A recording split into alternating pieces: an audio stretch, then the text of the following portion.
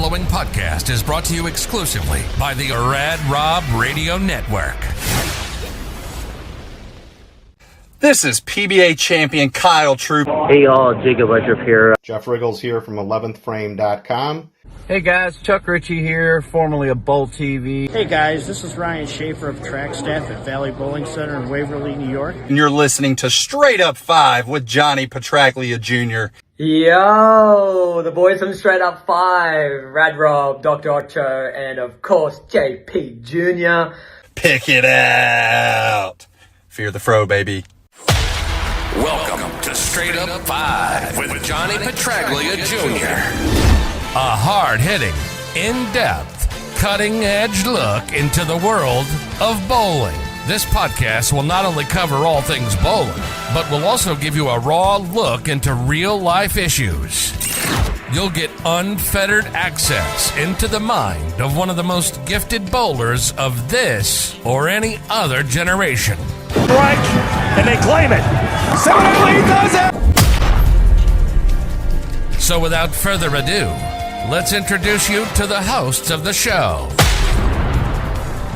Rad Rob Francois. Rad Rob Francois. Dr. Ocho. And the incomparable Johnny Petraglia Jr.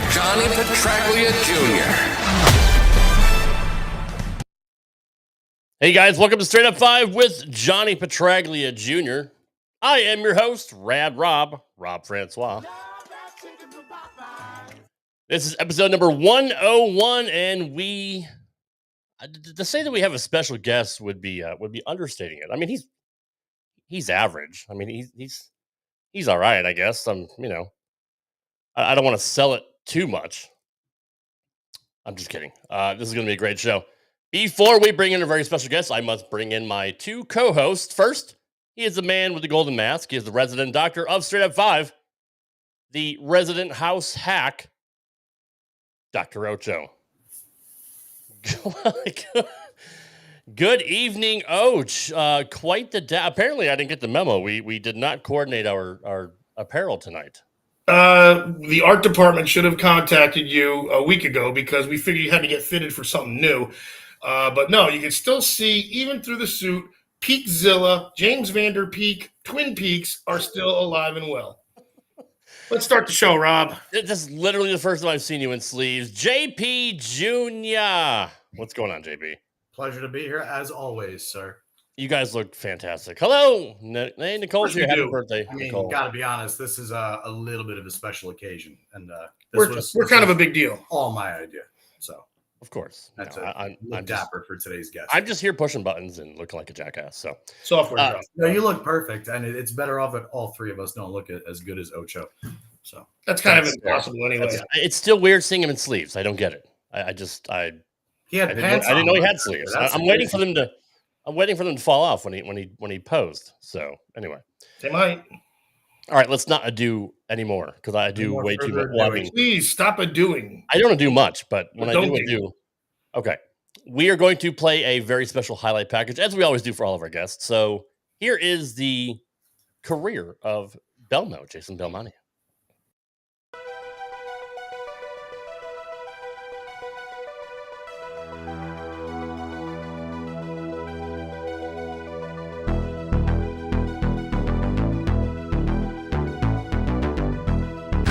Thanks, Rob. Standing by with the winner. We all know about Jason Belmonte's accomplishments.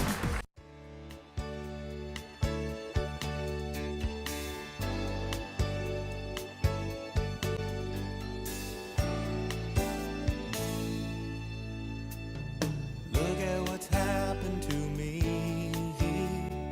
I can't believe it myself. Suddenly I'm up on top of the world. It should have been somebody else.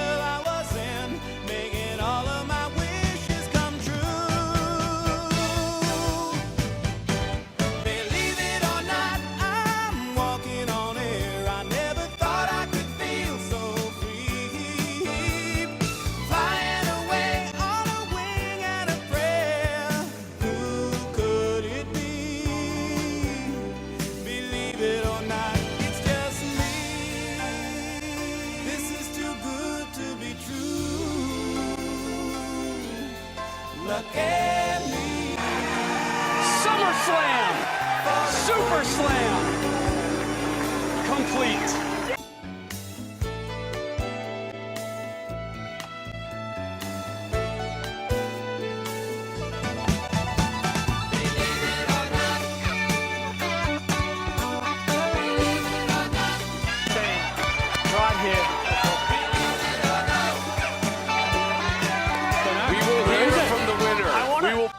Here's some things you may not know. I didn't know who he was 8 years ago, but I saw him on Dude Perfect. Like, who is this guy throwing a bowling ball two-handed? That's weird.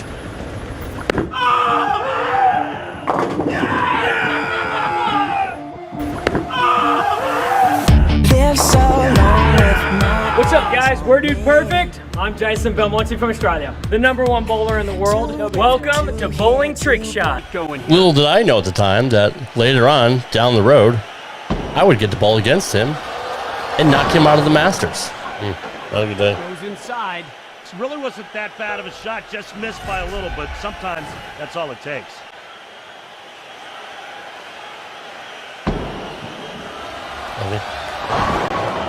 I'll take it. One more bowling action coming up next. He's even the voice of Bandit Gila from Bluey. Dance mode! Are you okay? I'm fine. Just ignore this. Now, what about my life card? Since then, we've become really good friends. We went on vacations together. Johnny Jr. was there with him when he won his ESPY. He and Dr. Ocho shared a moment. But seriously, we can't thank him enough for coming on our show. He is the greatest of all time. Nobody else has influenced an entire generation of bowlers to bowl two-handed, which includes some of the best in the world today. Please welcome our very special guest, Jason Belmonte. Let's do it. Let's bring in the GOAT, Belmo, Jason Belmonte. G'day, mate. Gentlemen, how are you, boys and girls watching? First off, thank you. That was a remarkable introductionary. Is that a word? Introduction. Still didn't do it justice, though. Video. I don't think I've ever seen anything quite like that. And I'm actually surprised that you didn't send me the photo of our vacation together. I asked you for that photo as soon as we took it, and you never sent it to me. So I'm glad to see he that sold it to still People exists. Magazine for like $500. The cheap guy. Actually, no, it's a couple of buckets of Popeyes, but I mean, it's I didn't even get that much out Well, of they it. know, But they know your blood type. It was fun putting that together. I made a joke a few months ago, Jason, that if we ever had you on your show, which I didn't ever expect to have you on, with the highlight packages I play for all of our guests, I said, if I bring Belmo on, it's going to be like an hour-long highlight package because he has won so much. You have no idea how hard it was to cram that into 4 minutes, but I had fun. I had fun doing it. Well, thank you very much. That was very, very awesome of you. So, boys, how are you? Well dressed to at least half of us. I feel very underdressed tonight. I was not expecting this, but I like it. I almost feel like this should be your little thing. This is. Hey, look, we dress accordingly. We knew we had to step up our game tonight to the best that we could at least. No offense to the other guests, by the way. Yeah, no but, offense to the other guests, but Rob puts together the highlight package, gets the connect. We at least have to be handsome for you and professional to at least some extent. The way Straight Up 5. And as you can see, Belmo, during the highlight package, Ocho lost his sleeves. It's pretty remarkable. I know. It's a cool little. They actually just left. They They left. They said, "I'm out." Things were too tight, so things happened. But that's. I'm just surprised that you would ever share the screen with someone because I feel like there's just like JP's been pushed so far to the side because of the guns you've got there. I feel like it should be in your contract, JP, that you should have your own screen so you have a bit of room. The contract and is 2/3, 1/3. It's okay. Ironically, we're actually in the midst of still writing that up, and we get there. Well, I'm looking forward to It's tonight. in the HR fellas, and like I department said right to you in the green room, And obviously, happy to answer anything you and want. Jason, obviously, before we get started, just a real quick thank you from the entire team here at Straight Up 5, and obviously for all of our guests who are here. It's an absolute honor and pleasure. You don't need an introduction, but it's an absolute pleasure to have you here with us tonight. So I just want to get that out of the way first and foremost. I mean, you and I have shared many a good conversation over the years, and it's really just an honor to me, and it's a testament to the kind of person you are through all of your success. So thank you very much for being here. No, very kind of you, JP. No worries at all. And like I said, you boys in the green room, ask me whatever you want. I'll give you an honest answer, as I always do. So I'm looking forward to it. I'm a little worried, a little scared. Don't know what you're going to ask, but we asked I think that's really, part of the. I think that's part of the fun. We asked hard-hitting questions on here. We asked Marshall Kent what he does for his daily routine or what he has for breakfast. So we can start off with that. Do you have a ritual? Whoa! I didn't realize we're getting that personal we on do. the show. No, we do. Let's take it down a notch. All right, geez, slow down. Do you have a ritual?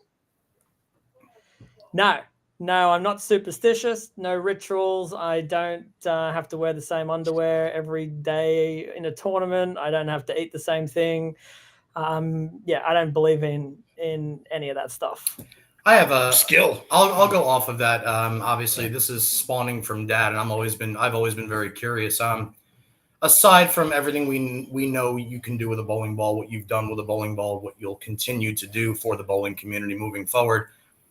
Do you have a pre-shot routine dependent on certain phases in the tournament? Like, in other words, if you're in a pressure situation where you need 260 to either make match play or a TV show, or you have a long format tournament compared to a short format, do you find your brain is always kind of the same steady eddy, or do you find it fluctuating? Do you have to monitor, the highs and lows that you experienced, or like, in other words, like, what happens? We want to know what happens in your brain. We see what happens physically.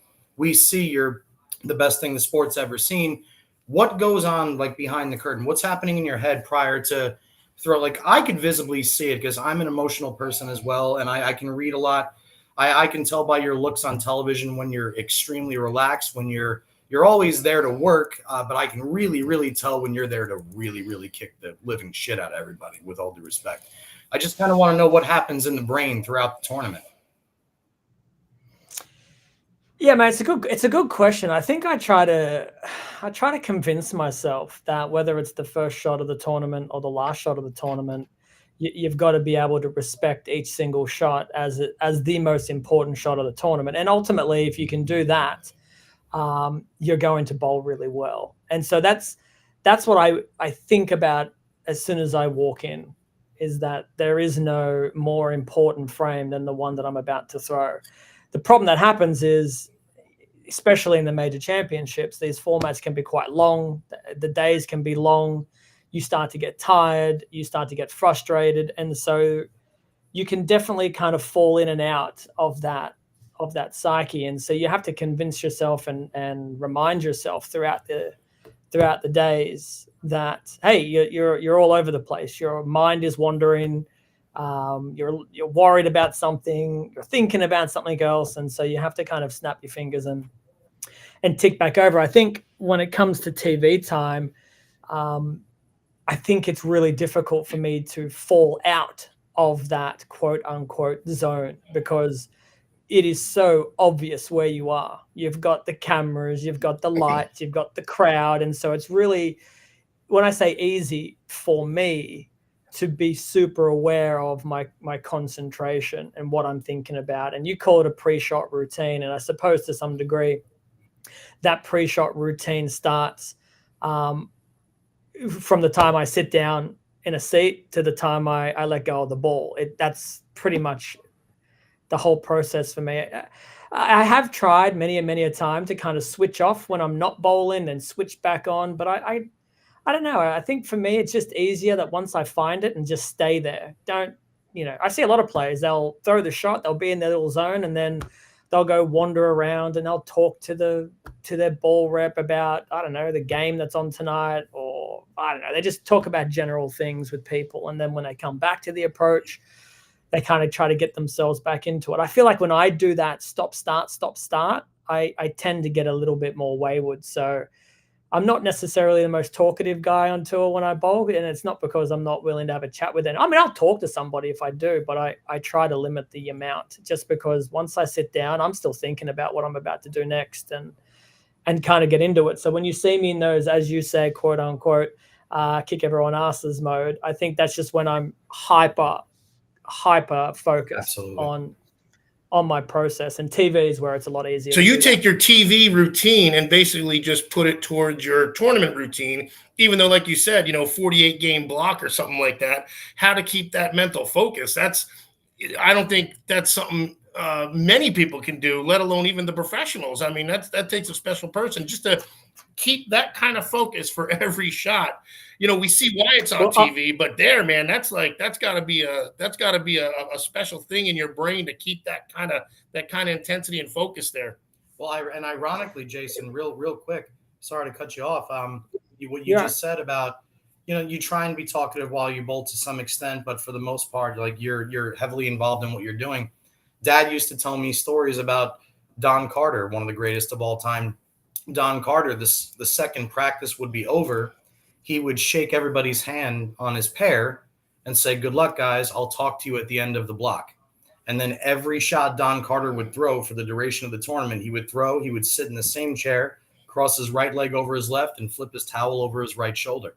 And he wouldn't talk to anybody throughout the entire tournament. Like we see that in greatness. We always knew that Earl Anthony was always more irritated when he lost as opposed to like happy when he won. And it seems to be like that kind of a trend. Somebody of your greatness and that caliber, you guys are just built. It's not necessarily that you're built differently, but you've maximized on that part of the brain. And it's very, very cool to watch. Sorry to cut you off there. So good. No, man, I appreciate that. And I didn't know that about Don Carter. I don't think I'm that forward to the guys on my pair. I don't necessarily tell them, don't talk to me. But most of the guys have been around me enough to know, I'm not really the guy to go and tell a joke to and tell a story about some guy on some other pair 5 lanes away about something. I mean, if I happen to hear it and I'm a part of the conversation, I try to be a part of it, but it's very, very quick for me.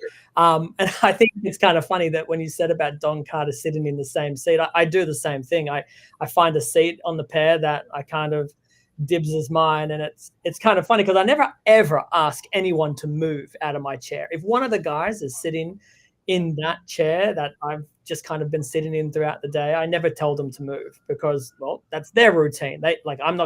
Who am I to tell someone else to ruin their routine to benefit mine? If the seat ever the gentleman too, Jesus, always has been.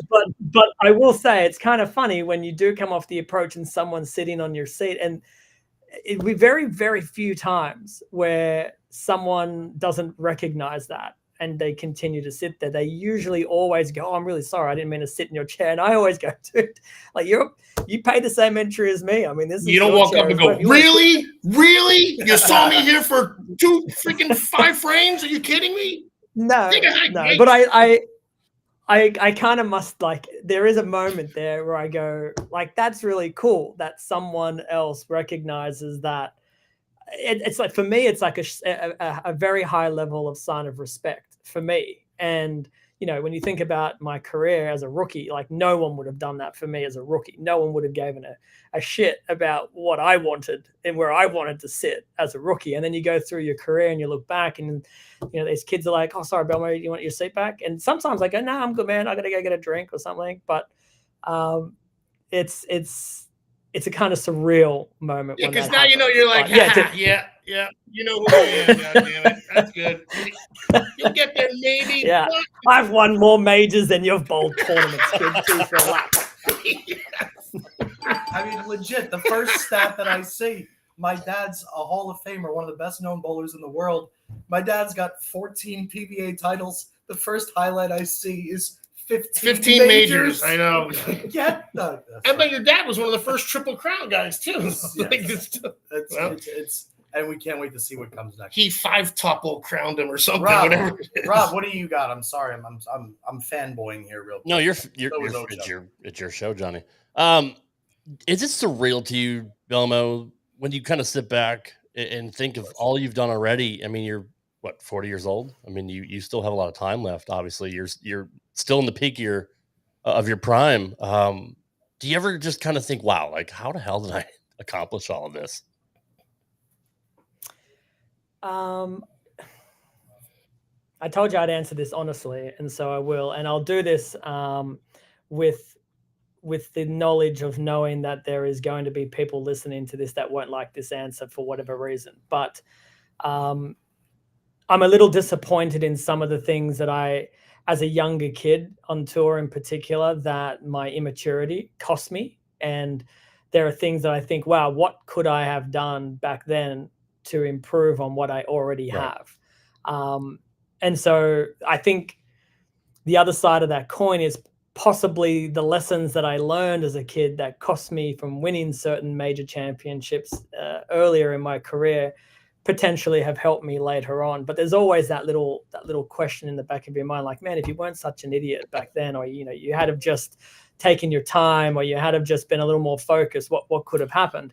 But time is all relative, and unlike Johnny Petraglia and unlike Parker Bone and Norm Duke and Pete Weber and Walter Ray, I don't want to be in America bowling as much as I am when I'm in my later years of my professional career. So, I have a lot of things that I want to accomplish, but I don't see the timeline being as long as Walters or Earls or Dick Weber's or any of the greats from the past. I feel like my window of opportunity is a little smaller purely because I have such a strong desire to want to be around my kids a bit more and be home in my country. So with all that said, am I thrilled at what I have?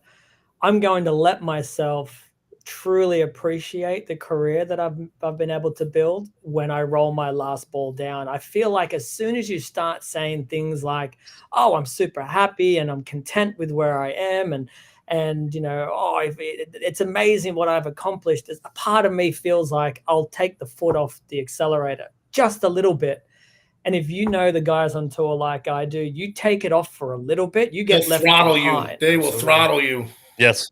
And so my philosophy is so much more around, I got so much to do with such little time. Let's take every opportunity, by the scruff of the neck, and just when it's done, I'll look back at the video you played and maybe a few more highlights thereafter and just remember it all and be like, wow, that was pretty cool. But till then, I gotta look at the things I want to tick off the list. So that's a lot of mental fuckery that you put on yourself. Honestly, I mean, is that putting? That's what he's been doing for this long, though. I mean, obviously it works. Right. I mean, look at the guy. But if you see that you have a window that may be closing each year, do you think that's putting a little bit too much pressure and stress on yourself, or do you think you're even keel enough? Like you said, you've learned lessons that you can handle it better now.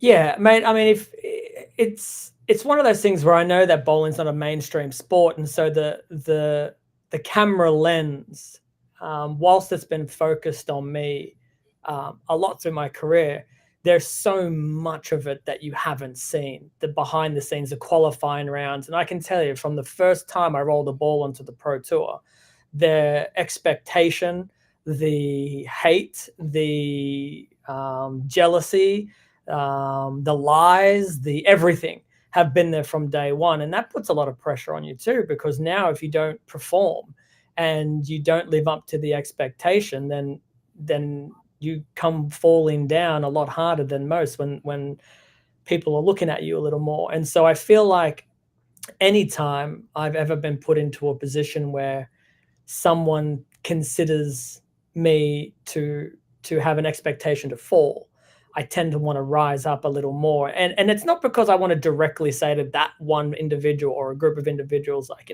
F you, I'm doing this.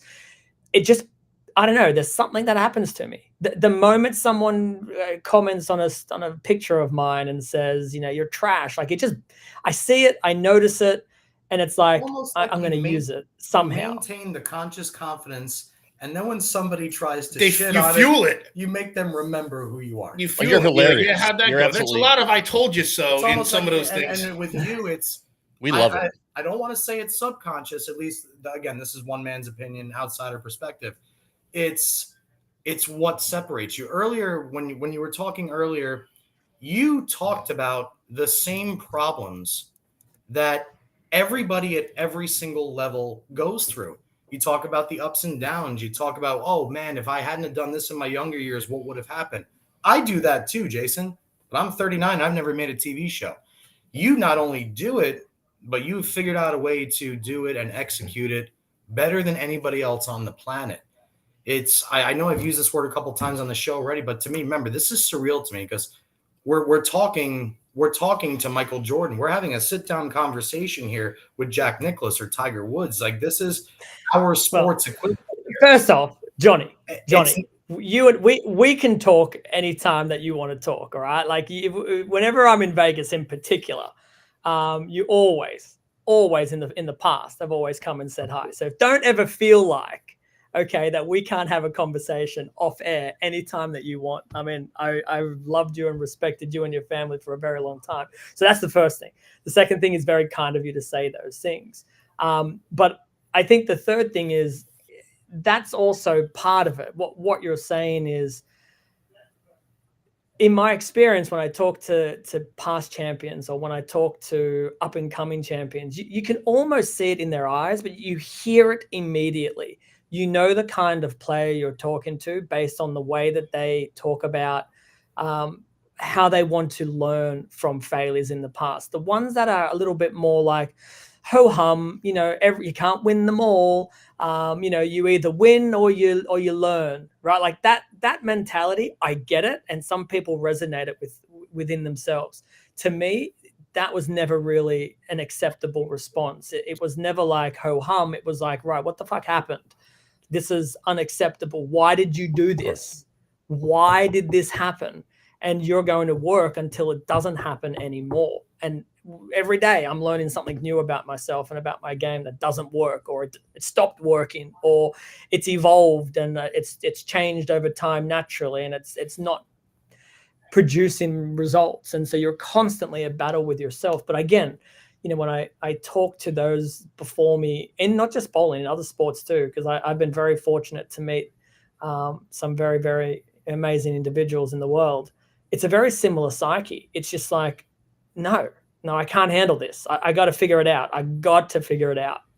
That's the mindset that actually separates the top guys from the the mediocre ones that we don't hear of. That are they're great bowlers. They're on tour. They make cuts, but we don't see them on the television too often. And the cream rises to the top also, as we say. And that's like, it seems like every one of those guys, like you said, you take your foot off the throttle a teensy bit, and almost in like chimp society, they'll feel it, they'll know it, and they'll be able to pounce. And then you're going to be left behind, like you said. So that's why you are doing what you're doing. And there's a few guys that are chasing you awfully well too. But it's wild how that happens. How you guys have to have that special mindset. You have that mentality. There's a famous Bruce Lee quote where he says, "Be like water." And I always admired Bruce Lee growing up, especially because of Dad and Dad's karate background. But I don't have the entire quote in front of me, but the whole premise of "be like water" means every time water ripples, it runs into something impeding its journey this way. All it does is separate and travel in a different direction. It continues with the flow of whatever the universe sticks in front of it at any time. And it seems like, aside from the physical talent, aside from the commitment, aside from the preparation, aside from the complete giving your all to the sport that's produced a living for you and your family, you allow yourself to be like water. Does that kind of make sense? Do you? Yeah, and let me put this into a really nice Johnny Petraglia Jr. bow tie here, and we can move on. I think the pressure question of, do you think that you're adding more pressure to yourself in giving myself a time frame? I think when you look at everything that you've just said there, JP, about, and it's not just myself, believe me, like every player on tour, every single player that's ever played on tour has to leave their home to chase their dream. And whilst I may be leaving from a further distance, we are all away from our family. We are all away from our friends, and it can be an incredibly difficult journey.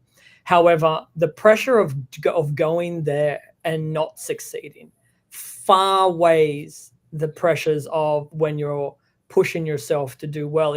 As soon as you succumb to the fear of this may not go very well, then I feel like you're already going to have a really hard You've lost time. already. Yeah. Holy jeez. Now, the big trick is when it hasn't gone well for a really long time, then you still have to walk into the building thinking, this is exactly where I want to be. This is going to be a great week. I'm going to win this tournament. And that, to me, is that look in the eye. That's the one. And it doesn't matter if they're a rookie or a Hall of Famer. You see that look. 5 weeks in a row, haven't made a cut. They'll walk in the 6th week and you can see it. And you know, like, it's gonna come because I can feel it. And they feel it, they know it, and they see it. The ones that walk in there, heads down, they go into the paddock and they're already complaining about their lane draw. They're already complaining about what oils we're using. They're already complaining about something that's changed from the day before. You already know. They beat themselves already, basically. You don't have to worry about them. You don't have to. And look, I get it. Like, I've been out there, so I understand the guys have pressures and responsibilities, and it's frustrating and it's difficult. The point that I'm trying to make is the ones that are able to break through that fear and turn it into something where it's continually motivational. Those are the ones that do have success, not just short term, but long term. So that's the nice little bow about putting pressure on yourself. You should put pressure on yourself. Like, you should want to feel it, and you should want to accept it, and you should push through it. I'll switch it up a bit. That's the then. kind of shit we want to know. So we've talked. I'm the smart one of the group, obviously, with my, I can tell. We've talked about bowling injuries, people that have had to retire early, but you're the first guy to throw it two-handed. I'm not looking for your medical history by any means, but like the way I always looked at it mechanically is like you're a lot more sound than the one-handed bowlers because you're a lot more symmetrical. You're using bigger muscles, and the strain and the stress seems to be a lot less on the I'm sure your wrist probably kills. I don't doubt that. I'm sure your elbow don't feel great, but compared to holding one rock, if you held 2 bowling balls, you're symmetrical. You probably go a long time. Just illegal. You holding 2 bowling balls, we've always said we don't even know what the injuries are because they're very predictable with the one-handers. So you at age 40, in the prime of your career, I don't remember you missing too many tournaments either besides COVID. So I feel like this is also your time to know that your body is going to hold up through this next whatever you have, this next window that you're saying. And that's we're going to figure that out through you. Technically, the whole bowling community, basically. Yeah, it's one of the concerns that the fans have always, and the critics, I should say more specifically, have always questioned with regards to the two-handed bowling in my career. Even as a kid, in my early teens, there would be coaches or bowlers that'll be like, hey, you probably should start doing that. You won't be able to bowl when you're 30. Your back's going to be all jacked up and you're going to have all these injuries. And then, I turned 30 and nothing. And then everyone's like, oh, wait till you're... Like, that's crazy. So forget that talk.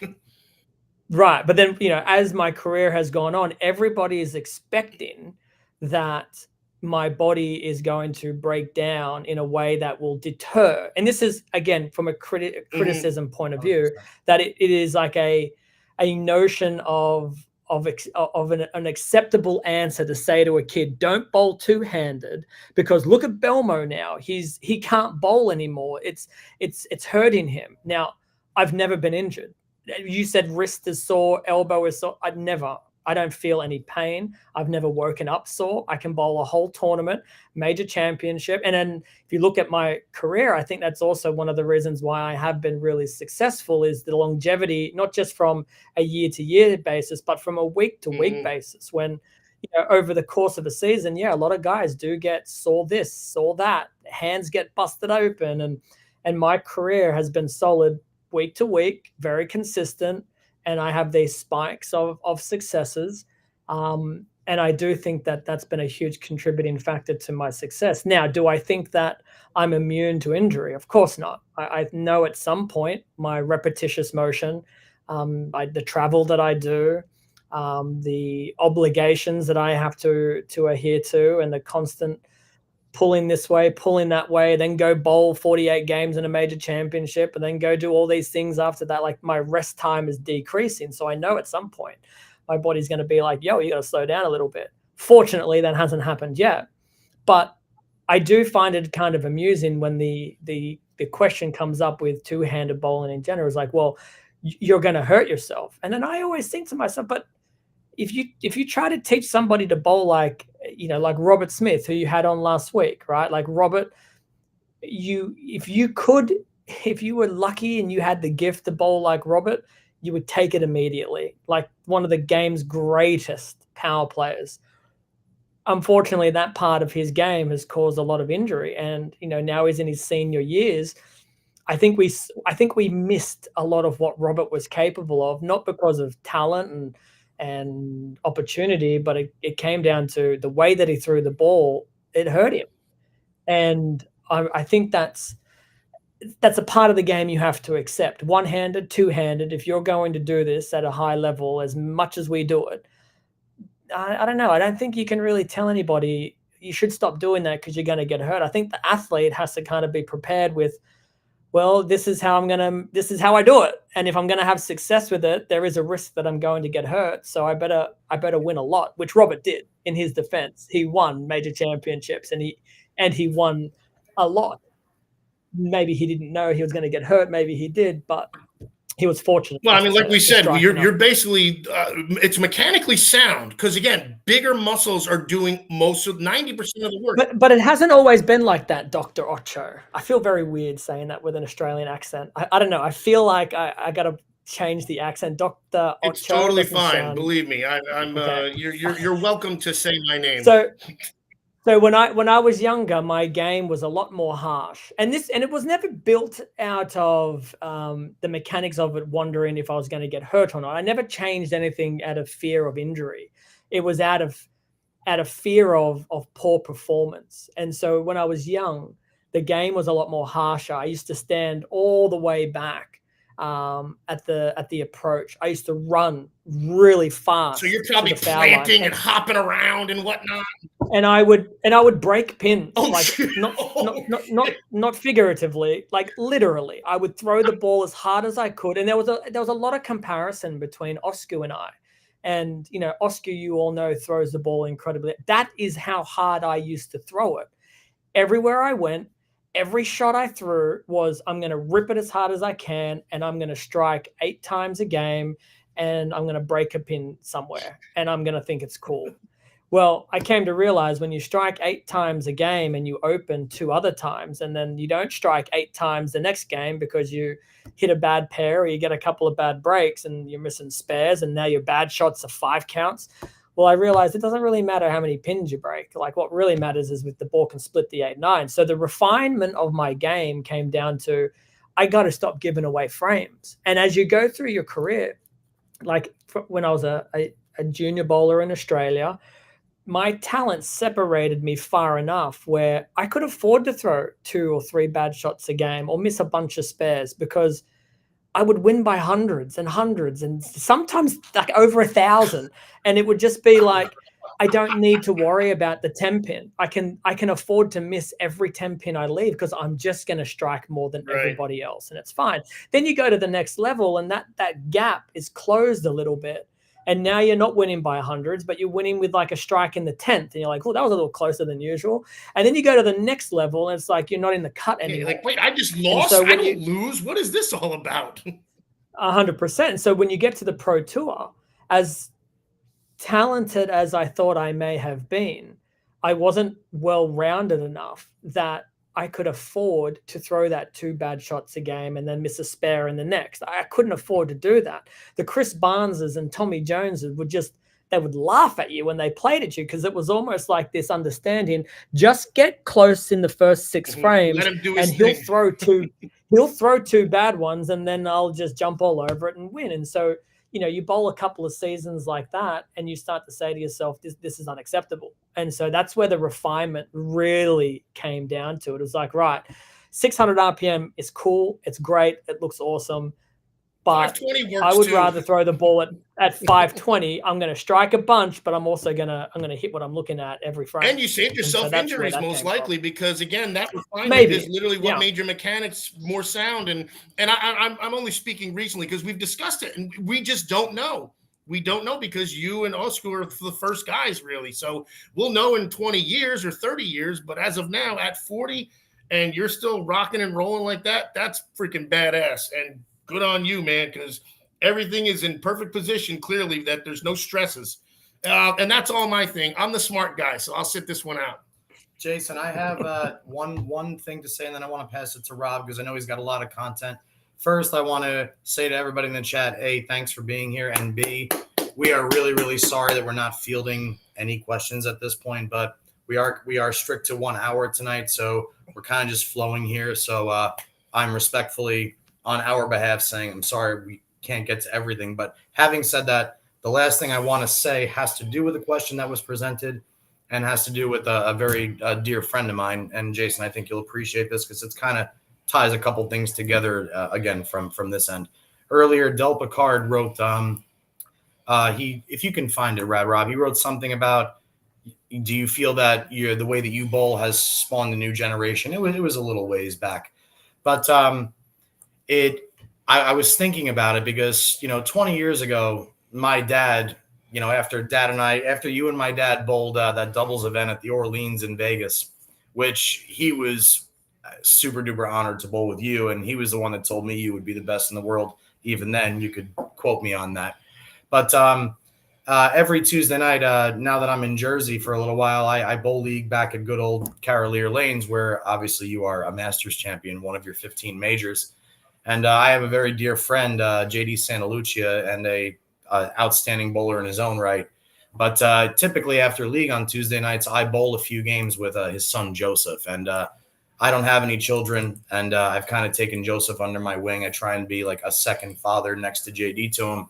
And last night after league, after we got done bowling and he knew you were going to be on today, he wanted me to ask if you remember when you won your first Masters title at Carolier, the young man that handed you like a full note saying, I really, really hope you win the major this week.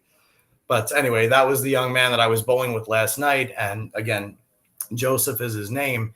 And to me, from the outsider's perspective, though you not only changed the game of bowling, you brought excitement and hope to an entire generation. And it's really, really cool to see the younger kids admire you the same like I loved golf before Tiger Woods showed up.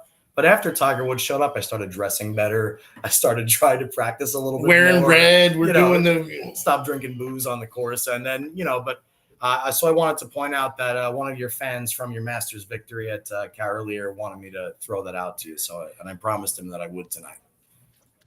Well, tell Joseph. I don't remember that specifically. However, anything that any fan gives me, I keep it all. I keep everything that any fan gives That's me. too good. And I've got a little in my garage. I've got like these kind of like historical like newspaper clippings and all those things over the years that my mother. That's how it starts. We figured that. That's understood. We get that. And so within that, there's fan mail and there's anything that I get given. So I definitely will still have it because I keep everything. So thank him for that. And to answer your question about the generation of two-handers, that is the surreal thing. You talk about my career and if it's surreal, and at some point maybe it'll hit me. But what hits me hardest is seeing as many people bowl the way that I do now after an entire career up until the last, say, 5 to 6 years. I think it's starting to get a little less, but up until then, complete ridicule and hate and cheating and it's been my whole existence. And now it's 30% of the field is two-handers. Probably more. I don't even know. It's definitely a very weird feeling, but it is super important, I think. Anyway, I think it's super important that because I usually the follow-up question to something like that is, do you think it's a better way? And I think it's super important that bowling doesn't go down a traditional process, meaning I don't think we should conform to one way or the other. I don't think we should ever tell anybody this is the better way. I feel like everyone has, Johnny, I haven't seen you all bowl, but I do know, watching you bowl, if I told you to bowl with your right hand because you should bowl with your right hand, that's how you should bowl. that's not who you are. And so no matter how much you're going to practice, no matter how good you get, it will never be who you are as a bowler. And so when someone bowls traditionally or unconventionally, the question I always ask them is, why are you doing this? Is this who you are? Because if it is, you're going to be the best version of yourself. But if it's not, you're not going to reach the same potential as if you just be who you should be as a bowler. And so that's why I think it's really important that we don't shun those that want to bowl two-handed. If it's who they want to be and it's who they are, let them go. And same thing with the traditional. We shouldn't be telling anyone, oh, your style is going to be obsolete into the future. No, it's not. There are going to be plenty of people that are going to want to bowl like EJ Tackett or like Johnny Petraglia or like Parker Bone or Norm Duke or Tommy Jones or Robert Smith. There will be plenty. It's just if we can form, and I don't like to use this word so much because I think sometimes it can be a little bit, the word is inclusive, but I think it's also quite a divisive word at times when used in the wrong context. Especially that makes perfect sense. It means you're closing it off, and that's not the idea. Let's open it up, if anything. You're exactly right. I just feel like, the next time someone you see write something about any player style in particular, and you see some pretty funky styles, like you see people bowling backwards, like to me, why would I? Do they strike? Why do they strike? But my point is, like, why would I ever care to say you shouldn't do that? Like, if that's who they are, that's what makes them. They leave league bowling backwards, shooting 550 to 650, and they're having a great time with their league buddies.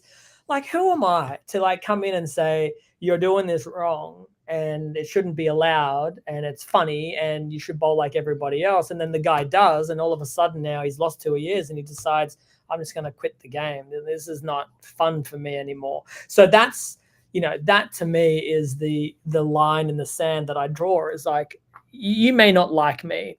You may not like the way that I bowl, but we have so much in common. We love this game. We love it. If you didn't love it so much, and that's when I meet a hater, or if I talk to online to a hater, that's the first thing I let them know. I'm like, I know how passionate you are for the game of bowling. You're so passionate that you will take time out of your day to write me something nasty, which you could just scroll on by, but you don't. And you take a minute or 5 or 10 or multiple minutes to write to me to tell me how you think. So I know you're passionate about it, and I'm passionate about the game too. And so it's just like, and you're so nice that instead of telling them to fuck off, you wind up saying something nice and be like, well, I appreciate your compliment or your opinion, but it's not really. Well, I wonder if, not that I think that's the way to go either. Don't get me wrong. No, but I wonder if people realize one of the reasons why I think that strategy doesn't really work. And look, maybe if your sport was as large as the NFL, sure, right, and a quarterback could say to a fan, to use quite explicit language towards a hater, maybe it doesn't matter. But to me, bowling is not. We are not healthy enough. We need everybody, right? For some, even, and I know this sounds like I know this all sounds like I'm trying to run for a campaign here. You're doing a good job. You'd be a good pro wrestler right now with that. So. Right, but we can't afford like anyone to like make the game worse. True. And that can be a professional athlete, someone in control of an organization, to the guy who's decided to use his time online to make life hell for a few people about bowling. Like we just don't have the luxury to say that's fine. And look, and most of the people that I've ever bumped into or met or had these conversations with, I honestly think there's a part of them that just finds it fun. Like, just do trolling, they really? Just troll it. And look, I love to troll plenty. Like, I feel like my sense of humor is, I feel like I have a good sense of humor. Yeah, but I also think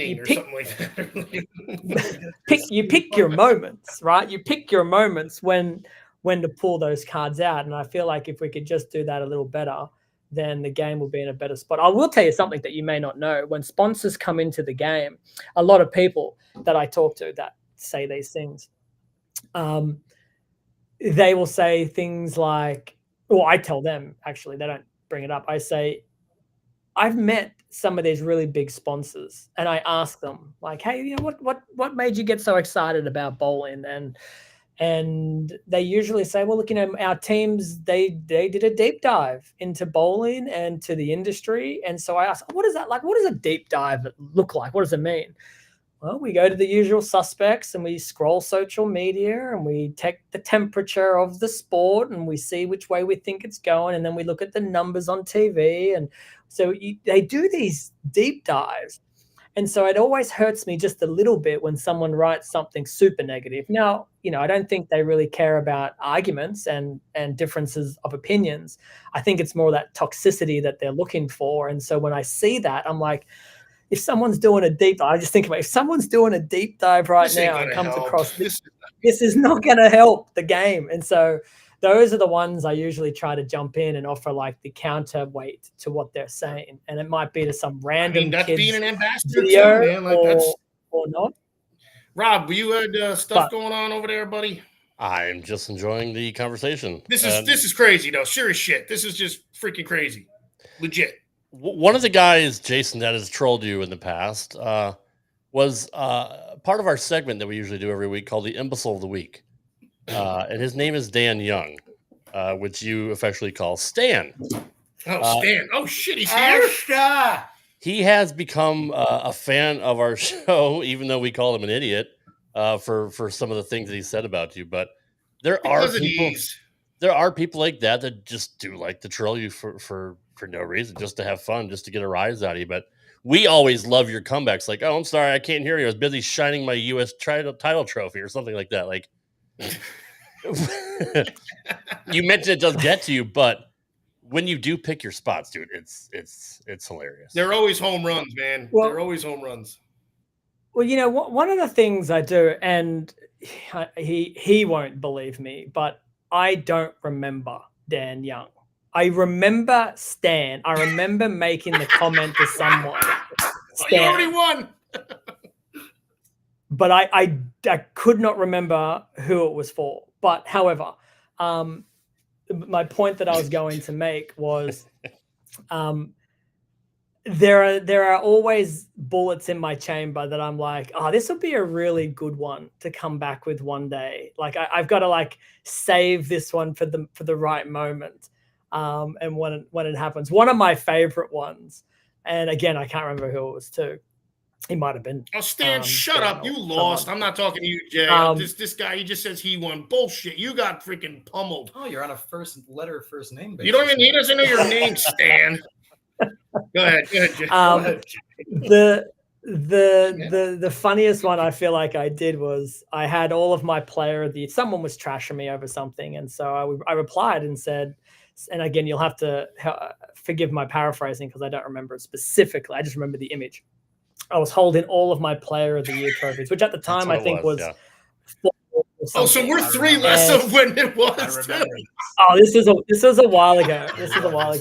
And I had my daughter write the comment back for me, apologizing that I couldn't reply personally because my hands were full.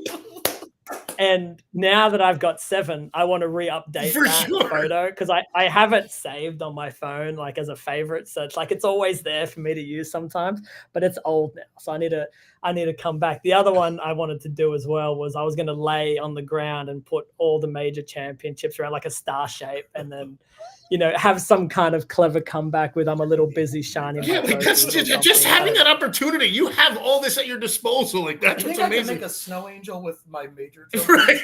Like Scrooge McDuck, just like going through his vault with his gold, right? Just swimming through his trophies. I will say this. So on tour, when we're all like, and I mean, it is pure fun and games when we go with the back and forth between the players, right? I've noticed the players don't bite me. They don't try to bark at me. They can't do. They can't. Are they stupid? That's so I remember being in the group and I'm like, hey, like I want to be on this little chat to like have a go. And they're like, no. And I'm like, you say anything. It doesn't matter. It's like, dude, between us all, you own more than what we all have put together. There's nothing we can say. So I'm a little annoyed I'm a little You annoyed they lost don't have a that, yeah, go because they're not even sometimes, coming at but you anymore. See, you're at the top of the mountain. I miss those days. I miss them. I miss them. You had a couple stretches, and it maybe goes back to you saying how how much of an idiot you were when you were younger and made stupid mistakes. But I mean, you had 2 2-year periods where you didn't win anything at all. Can you just kind of shed some light on maybe what was going through yourself mentally, or was your game, or what kind of caused you to have a funk? I mean, obviously you always come back and you'd win at least 3 titles a year after, for Christ's sakes. But what was going on during those 2 stretches, if you remember? Look, the first one was after my rookie season, and I think that was the year in which I decided that because I had success in my rookie season, um, but I was fortunate in the way that the tournament that I won, it kind of I could use a plastic ball and I could throw it hard, so that kind of fell into my natural Right. game. And then the other lane was shark, and it was long. And even though on the show I had to throw it a little bit slower, like during qualifying, the lanes are getting trashed. And so I was able to launch the ball a little over the left gutter, hit it hard, throw it firm, which again kind of fell into my wheelhouse at that time a little bit. And so you go into the seat because if you look at my other results from that, I think I only played 7 events in my rookie season. Winning the Long Island one, but my other 6 events like they weren't great. I mean, I think I did okay in them, but they were not great. I think 2 of them I bombed. Like I absolutely bombed, which coincidentally were the 2 commissioner exemption spots that I got for that season. I bombed those 2 tournaments. And so the year 2 rolls around, you're a champion, you're exempt, and that arrogance and that immaturity of, well, I'm just going to keep doing this all day long.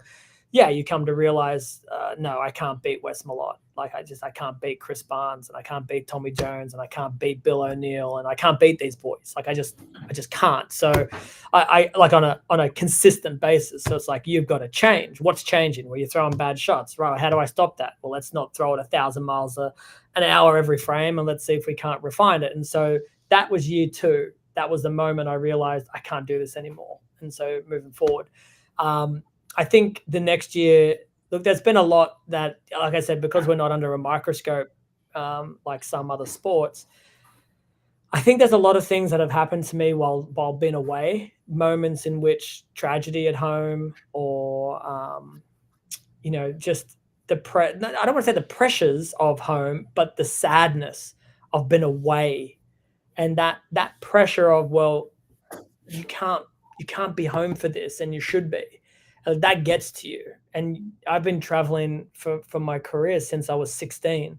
And so for 24 years of my life, I miss things that I don't want to miss. And it gets to you. It really hurts. And sometimes some seasons, yeah, you have some really bad things happen to your family and you want to be there and you can't because you got to provide for those that expect you to provide for them, and you have responsibilities. And so your head, those moments we talked about, JP, about, focusing on only this and not getting distracted and wandering. There have definitely been a few moments in a few seasons, one of which was last season, which even though I was fortunate to win a couple of things, that was the first time in my career in which my family and I decided I wouldn't come home because of the way the schedule worked. By the time I came home, I'd have to go back quite quickly. And it was usually always for a major championship. And so the scheduling was so poor for me, we decided, let's just stay over there. And it's going to be hard. And I thought I was going to handle it okay, but I didn't. And I really, really didn't like being away for 4.5 months in one stretch. And so you get overseas and you're already in your head of like, this is the beginning of a 4.5 month long stretch. Like, how am I going to do this? And so your mind is not sharp. It is not where it needs to be. And so, yeah, you have these fluctuating weeks where as a bowler and the unpredictable nature of patterns and lane draws and carry, like you are on an emotional roller coaster unlike anything anyone can experience. You can have a bad day at work if you work your 9 to 5 or you're a writer or you're a painter. You can have bad days, but it's very rare that you can have a good hour, horrible hour, fantastic hour, 3 really bad hours, and then you leave the place just distraught and mentally fried, and then you got to come back and you got to do it again, and then you start off great, so you're on a bit of a high, you're on momentum, hit a bad pair, you come back down, and then you pan that back and you say, well, that was for just the day.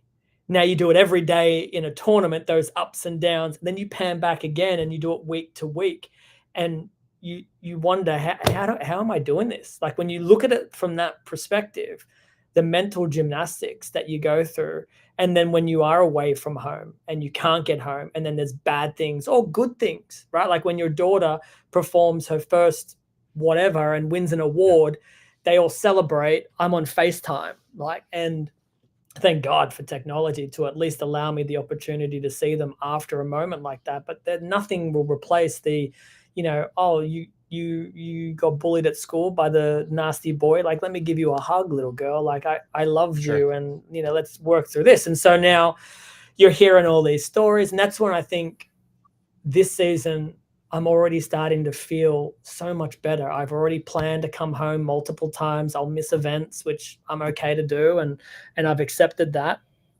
And so I think that was my failure to recognize that last season. And yeah, I was fortunate enough that I was third in everything, which is, you were still there. It wasn't like you yeah. It wasn't like you were a ghost.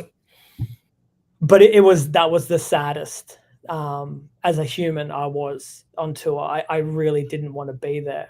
I really, really wanted to be home. And so now that I've mentioned it already, I feel energetic and I feel super excited because I've got these checkpoints that I get to go home and come back, go home and come back. And I get to maybe not be there for everything, but instead of waiting a long time to celebrate a birthday, it's only a couple of weeks now. They have to wait till I can come home. And we do. And that's what we're planning. Any of these big moments that I'm planning to miss, we're going to reorganize a do-over for me. And that shit just, it fills you. It fills you with so much love and that makes and all joy. this other stuff worth it. Basically, it makes all the hard work, the grind, the missing. It makes it worth it. Yeah, and look, I'm not a sociable. I've changed a lot over the years. So I'm not very sociable to start with on tour anymore. I bowl. I like my downtime. I spend the time zones make it difficult. So, I like to get a lot of rest because I got to wake up at 2 in the morning. There's acclimation that your body, and again, anatomically, guys, that's what you guys don't understand. There's so much acclimation that his body has to go through being in a 12-hour time zone difference, just to even get here to go to work. Yeah, well, you get used to that pretty quick. Like within 3 days, I feel like I'm pretty good. But it's the are you awake? We need to talk. I've got this important thing for our family to discuss, and it's like I'm just about to go to bed. It's 1 in the morning. I've got to bowl the 8 a.m. shift, so I've got to be up at 6:30. Okay, let me quickly call you. Mm-hmm. And, that turns into an hour-long conversation. Right. And that's why, so in terms of going out and going to dinner, I like to just come back to the room pretty quickly and just put my feet up and then just rest. And if I get a chance to sleep a few hours before a conversation from back home, I enjoy that.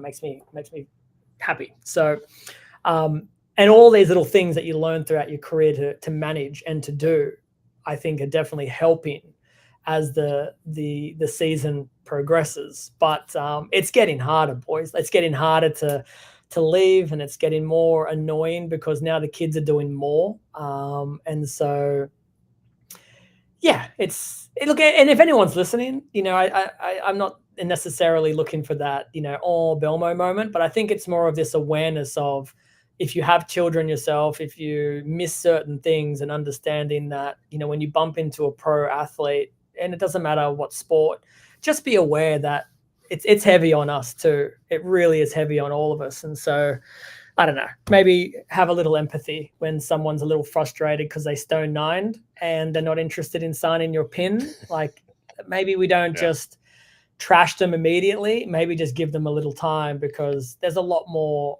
to the emotional state of us than, oh, relax, it's just a 9-pin. No, like, that might have been the 5th 9-pin that cost him something to put, a fight between him and his wife. I don't know. Like, you don't know. Sure. Right. And so you've just got to be a little more, empathetic. Well, I have a 5-year-old daughter, and I'm 47, so I waited a long time to have kids. My wife finally wore me down, and it's the greatest thing I ever did. I wish I had done it sooner. Ocho is a little bit older than me. He recently had a daughter a couple years ago, so it is hard. Like even just podcasting or streaming, I do like I'm taking time away from my wife and my daughter, and even they resent me sometimes for doing that. So I can't even imagine whatever goes on in your personal relationship, and you don't have to give any details, but being gone so long, I get it a little bit, but it has to be absolutely hard, especially being so far away. It's not like you're flying to Jersey and you'll be there in a couple hours. It's a long flight. Yeah, look, and I don't mind sharing some of the things. Like I know without doubt, for 100% certainty, I could not have had the career that I've had if not for the family that I have. I'm very close with my family and my extended family. We have a large Italian background. And so, my cousins are more like my sisters and brothers. Like they're not cousins to me. They're a lot closer than that. Uncles and aunties, and everyone still lives, in the same town. And so, having that support network as a kid and growing up, and then building my own family and been lucky to choose a woman who fits that same ideology. And there are definitely days which are hard, but they are few and far between. And she's an incredible woman. She's a nurse, so she works as a nurse. She looks after our family when I'm gone. She maintains sanity, and she supports me. And I have emotional roller coasters, and yet she still has enough bandwidth and energy to be able to, walk me off the ledge at times, and also, push me forward. And so, I definitely I'm aware of how fortunate I am. I see what could have been with other players who maybe didn't choose the right partner for them in that in that time of their life. And it's you put your arm around the boy, because you're like, yeah, it's hard, man. Like, I'm very lucky, but it's hard for me, and everything's great for me. Imagine if it wasn't so great. And so everyone always asks, oh, what are the guys on telly? Does anyone hate each other? Like, I think a lot of people, they really don't understand. Like, we have so much respect for each other because we are all going through the same shit. It's all the same There's stuff. definitely camaraderie for sure. And you ask a question like, hey, I need help. My luggage hasn't arrived. I need a lift. Has anyone seen a backpack of mine? Like, the boys on tour, they will move heaven and hell for each other. And I'm not joking. Like, I can ask anyone on tour for a favor if I'm in a pinch. No one has ever said no to me. And I will say no to no one. If you are in a bind, and that's the part that I think a lot of people, like, they're looking for rivalries and hatreds. And, people even talk about Sean and I, like, he's got kids, man. Like, for me, on my side of the table, like, if he said, I need some help, I'm not going to tell him to go jump. I'm going to be like, what can I do? Because I get it. Like, the guy's got a family. We all have stuff. And even if you don't have a family, like, I was out on tour when I didn't have a family. I would have loved to have had as close a knit community on tour in my rookie season. I had PJ Haggerty, Bill O'Neill, Mike Fagan. Those three boys were instrumental in my career for that closeness and friendship. But I don't know, if they weren't around and I needed someone, there was no one. Like, today, if you look lost, it won't take very long until someone says, dude, what do you need? Like, do you need a ball? All right, I'll go get a ball off the truck for you. Like, what do you need? Like, what? You've lost your shoes? Like, all right, let's fucking find this guy a pair of shoes. Like, no one is trying to screw anyone. And I love that. I really do. I love the boys for that. Maybe I don't say it to them enough. Maybe that's something that I should start doing a bit more. Well, you did it here, and everybody's going to watch this, obviously. So there we go. Sure. There's your disclaimer. There it is. Sure, let's do that. Let's cut that clip and share it around. Jason, I've said it here many times that bowling isn't like any other professional sport. Not just professional bowlers, but bowlers in general love the sport so much. And it's that passion that, like you said, fuels everybody. And bowlers are the nicest people in the world. Like, you have literally won more titles arguably other than Walter, than anybody else. But you're still down to earth. You're still, number one, willing to come on a show that no one's ever heard of. Two, you're there to sign autographs. You're there to sign. You take pictures. I mean, you're always accessible. It's got to be hard when you're in the zone and you're thinking, I had a shit block. I got to go into the bowling alley right now, and everyone wants to see you. So it is a lot of stuff that you have to go through. But bowlers in general are the coolest people on earth compared to any other sport. Do you know the name Nick Kyrgios by any chance? He's an Australian, a tennis player, and he plays on the pro tour, and he's a bit of a loose cannon. Yeah. Nick Kyrgios. But yes. I use him as an example in this because he plays tennis because he happens to be great at it. We bowl because we love to be great at it. And for Nick, he earns such a substantial income playing tennis that he will pursue that through the despise of having to pick up a racket. He would, I think, and I don't know him at all. I've never met the guy, but I've listened to him plenty and heard him on a few podcasts. I think he would love to play basketball. I think that's his game. He would love to be able to be good enough to play in the NBA. Like, that's his dream. He just happened to be one of the greatest tennis players, naturally gifted tennis players of all time, but doesn't love it.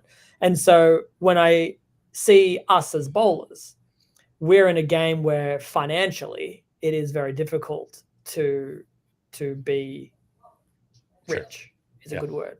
When you're the best at something, at a sport, it's not right at the tier like you said before. It's not where we all think it should be. It's not golf for one. Yeah. Right. And so you look at the bowlers and then you say to yourself, right, well, if money is not for the majority, if money is not a motivation to be here, why then? Right? And very, very few younger players. The older ones have been soured a little bit by the game. You know, like when you get into your 50s, they get a little sour about it. And so you ask the question, then why? And it's pure love. They grew up doing something. This passion has taken over. The hardship financially is worth it. It's chasing the girl out of your league, right? Like this means more to me about the love that I have for this thing that I want to get to than the potential hardship of financial worries down the road. And so that's why I think we do as an industry seem to have a really, and like I said earlier, there are your outliers, you do have your haters but ultimately, the industry itself, bowlers are kind. Like, you know what, you see it probably more than anything when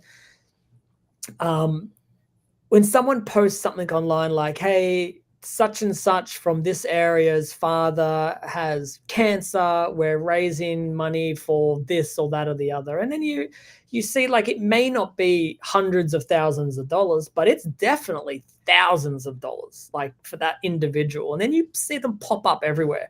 And then you look at the names and you can just recognize bowler, like this incredible list of bowlers' names of donations, $5, $10, $50, $100, and it's not like we're giving the world, we're giving what we can. Yeah, sure.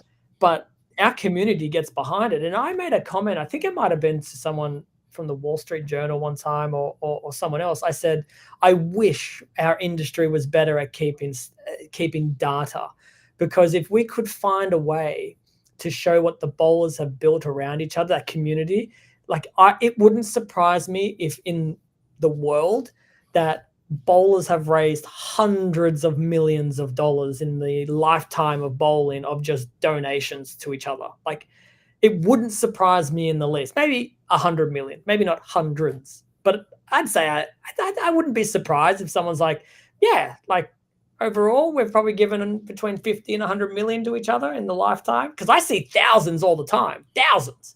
So I got to start thinking the numbers up there. Right. And I do love that about our game. I do. I appreciate you being here a little bit longer. I do have a couple questions, but EJ Tackett. EJ Tackett.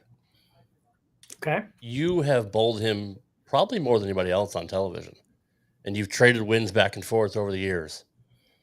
What does he mean to you personally? Yeah, I think the thing that I've appreciated about EJ more than anything is I don't think he's ever been one to be afraid to try and catch me in a tournament or in stature. You know, he's never looked at me as I can't get there. And the fact that he's like that makes me feel like I'm not going to allow him to catch me. And I'm iron talking sharpening iron career-wise. right there. That's literally iron sharpening iron. Absolutely.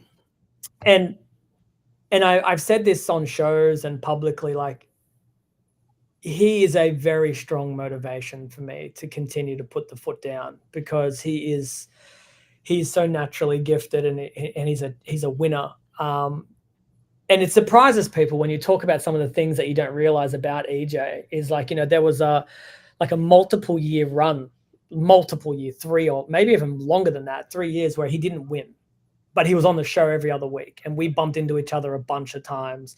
And then, yeah, I think even Randy started to talk about it on the shows. It's like, man, what's wrong? Why can't EJ win? Like, why does he always get in these moments and one goes out the window and everything?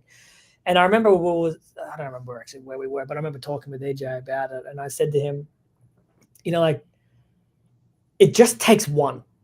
Like, once you get one again, like, it's going to be really hard to beat you. And so for my sake, I hope you don't win for a little longer so I can win a bunch more. And then, you know, naturally, as you saw, like last season, and it was really the end of the season prior to that where you could just get a sense that something had changed a little bit. You know, he'd made some shots on TV, doubled in the 10th at times, and you're like, he hadn't been doing that for a few years. But when he does, he's going to be really, really tricky to beat. And yeah, for me, I saw it firsthand at the World Championship when in the years gone by, we have had a lot of close matches, and there is always a moment where he overthrows one. It gets quick on him and he just doesn't quite catch it. And so everything on Spectre will look great. It'll hit the same line, but you'll see it just go a fraction. Washout or something like that, or a 2-8-10. 2-8-10 or something. And I think it was like in the 8th frame, I was like, he's not going to do it this time. Like, you just kind of could tell because he wasn't overthrowing anything. I think he tripped something early. I don't remember what it was. I think he had like a 4-pin or something that I think just kind of just let him settle a little quicker. And then for the next 10 frames, it was like, I can't miss. And I missed once. And ultimately, that's all it took. Right? You lost to a robot, basically, even though you missed one shot. Like that. And that's the hard part about both. Yeah, well, one time it was when we both kind of were settling into the title match. And so we were neck and neck, and then we started to strike together. Mm-hmm. And then that was when you're like, who's gonna blink first? Now, in my career, I've been able to against EJ, and I don't know what the record is. I think it might be like 8 or 9-3. So it's a little heavier on my side. And prior to that match, it was one less. Right. He's the one starting to now get the momentum. 100%. And so you look back at those matches, and it's not anything against EJ. It's just there was a moment where it was enough because I made sure looking at this guy, like, I can't afford to do that to him. I can't afford to give him the space. So you've got to make your shots. And he would always give me that one, and that's all it would take. And then to have it happen to you, it's kind of like one of those, when Batman is always disappearing on someone, and then he's talking to somebody, and then they disappear on him, and he turns around and he says, "Oh, so that's what that feels like." That's kind of the moment I had with EJ. When I 3-6-10. Spared it double to force into double, and then he did. I was like, yeah, that's now I know. That's how that feels. Okay, I get it now. Yeah, I get it. And so EJ is other than off the lanes, I think we're quite good friends. On the lanes, he's just a huge motivator, and I'd like to think that he's definitely looks at me the same way. To me, it's Jordan versus Bird. It's Manning versus Brady, and now it's Mahomes and Josh Allen. Like, you and EJ, to me, that's the rivalry. I think you need to add another person into that trio now. I think it's more it's the Federer, Nadal, Djokovic. Yeah, I think it's the comparison now should be the Novak, Nadal, and Federer comparison, where there's three of us that are kind of in a triangle. And I think basically it's, again, I hate crossing generations when it comes to like the greatest of all time. I prefer the greatest of each generation. But to me, it's like you're Mark Roth and here comes Marshall Holman and Wayne Webb. Like they're trying to catch They're nipping at your toes. And Mark Roth's like, you know what? I won Player of the Year 3 straight years. Who's this Holman guy? Who's this Webb guy? Fuck it. I'm going to win an 84 again just to let them know. I'm going to win 34 titles, and they only have 22 and 20. It's happening in present day now. It happens in every single generation. It's true. And it's really, really cool to witness. Again, me, I'm almost 40 as well. And I'm watching it happen before my very eyes. It's everybody's chasing you, and you just know that. And like you've said several times on this show tonight, that's your mode. The same way EJ is motivated by trying to beat you and no hesitation, or Simo, or these guys are always trying to develop something to combat what you have already innovated and everybody else has imitated. I mean, here they come. They're trying to be you. Everybody in golf is trying to be Tiger.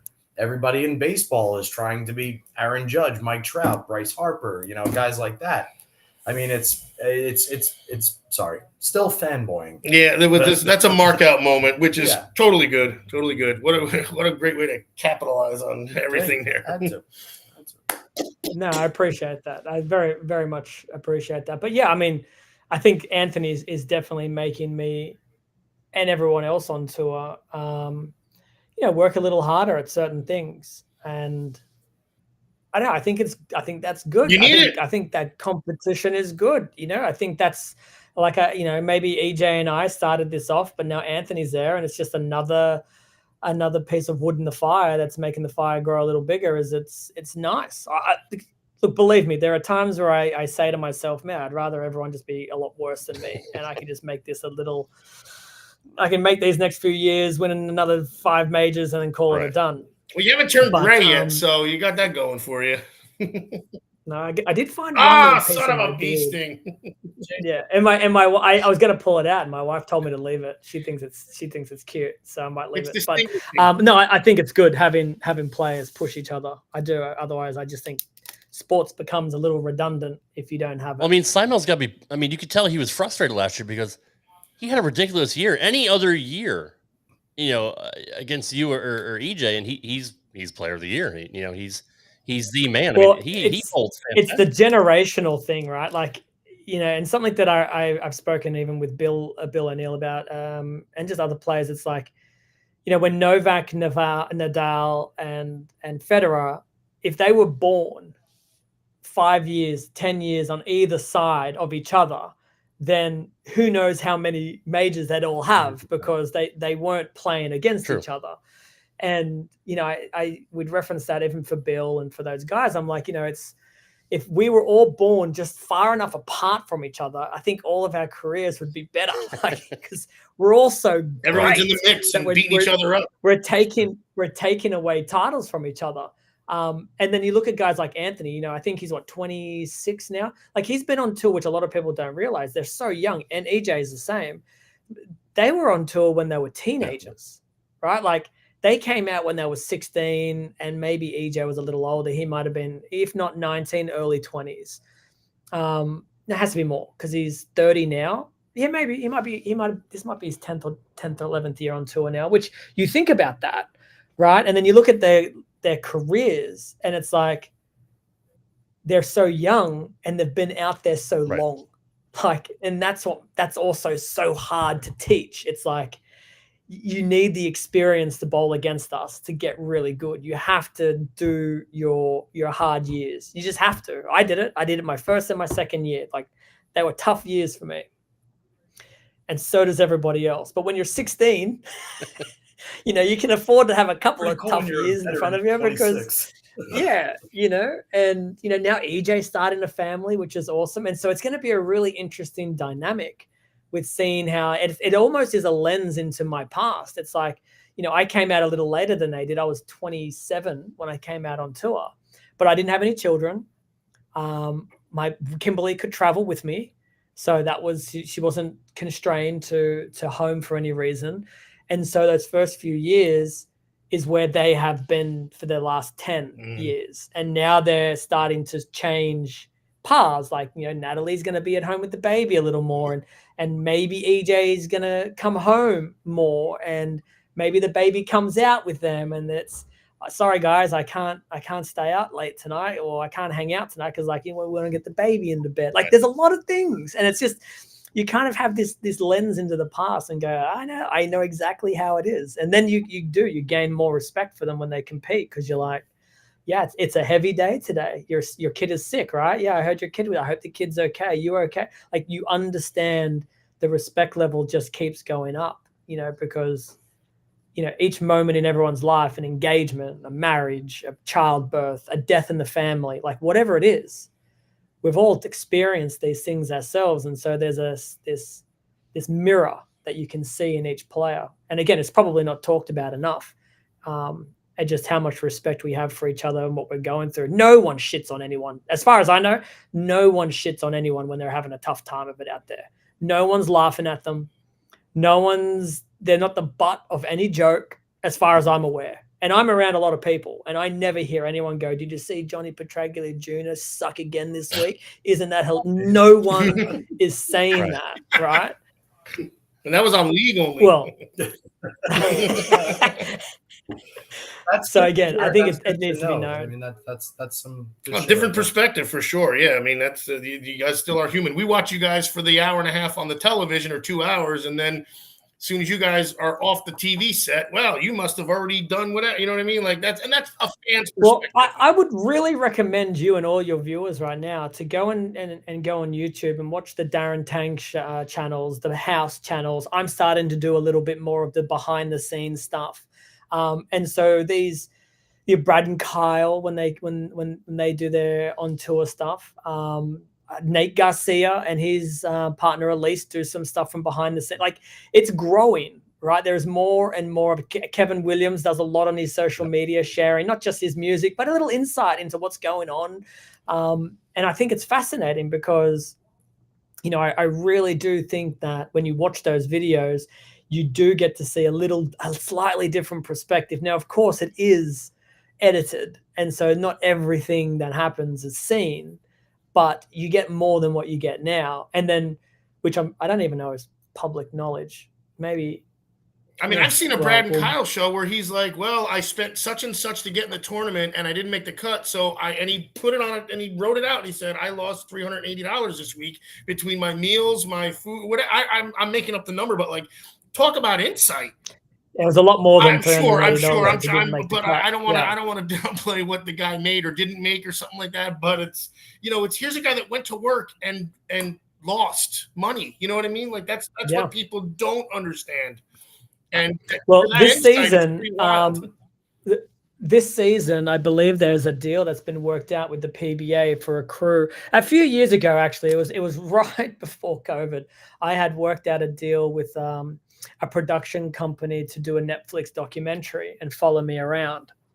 And it all started at the US Open, which, when you look back at it, it was it's so sad that because COVID started to happen, that went away. But in 2019, I made the show for the Open. This was at this time the tournament that I had never won. Yeah. So it was the one major that I hadn't won yet. And I make the show, and I think I bowl Anthony, and I have a horrible show. Everything I did was wrong. And when you're bowling on the US Open, you can't be wrong by a board. You've got to be wrong by like 5. If you're wrong by 5, it's okay. It'll go Brooklyn, or you'll just leave the 1, 2, 4. But if you're wrong by a board, you leave everything. Right. It's just a disaster. And so everything I made a move was like I was 1 or 2 off every time. Anyway, so I was pretty devastated. And the crew's following me around, right? And I'm like, this is pretty heavy. This is pretty hard. So they follow me around and do all this. Anyway, we get the news that we're going to put together all this footage. We're going to come back the next year and kind of follow it along. And it starts to wind down and things are starting to get a bit shaky. And then I win the US Open the second year, but they're not there to see that all unfold. And we're still talking about it. And I'm like, oh man, it sucks that you weren't here. We'd picked up, some other things to do. And then COVID happens. And I was like, man, that really sucked because now it's done. The funding's gone. Everyone lost money in COVID. Well, these people lost money in COVID, pulled out of it. And I was miserable because I'm like, that would have been a really cool story to tell. Well, now the PBA's found another group that wants to do it. It's a company called A24. And if you do your research on who A24 is as a production company, super successful production company. They win many, many Emmys for their work in television. And so they're super excited.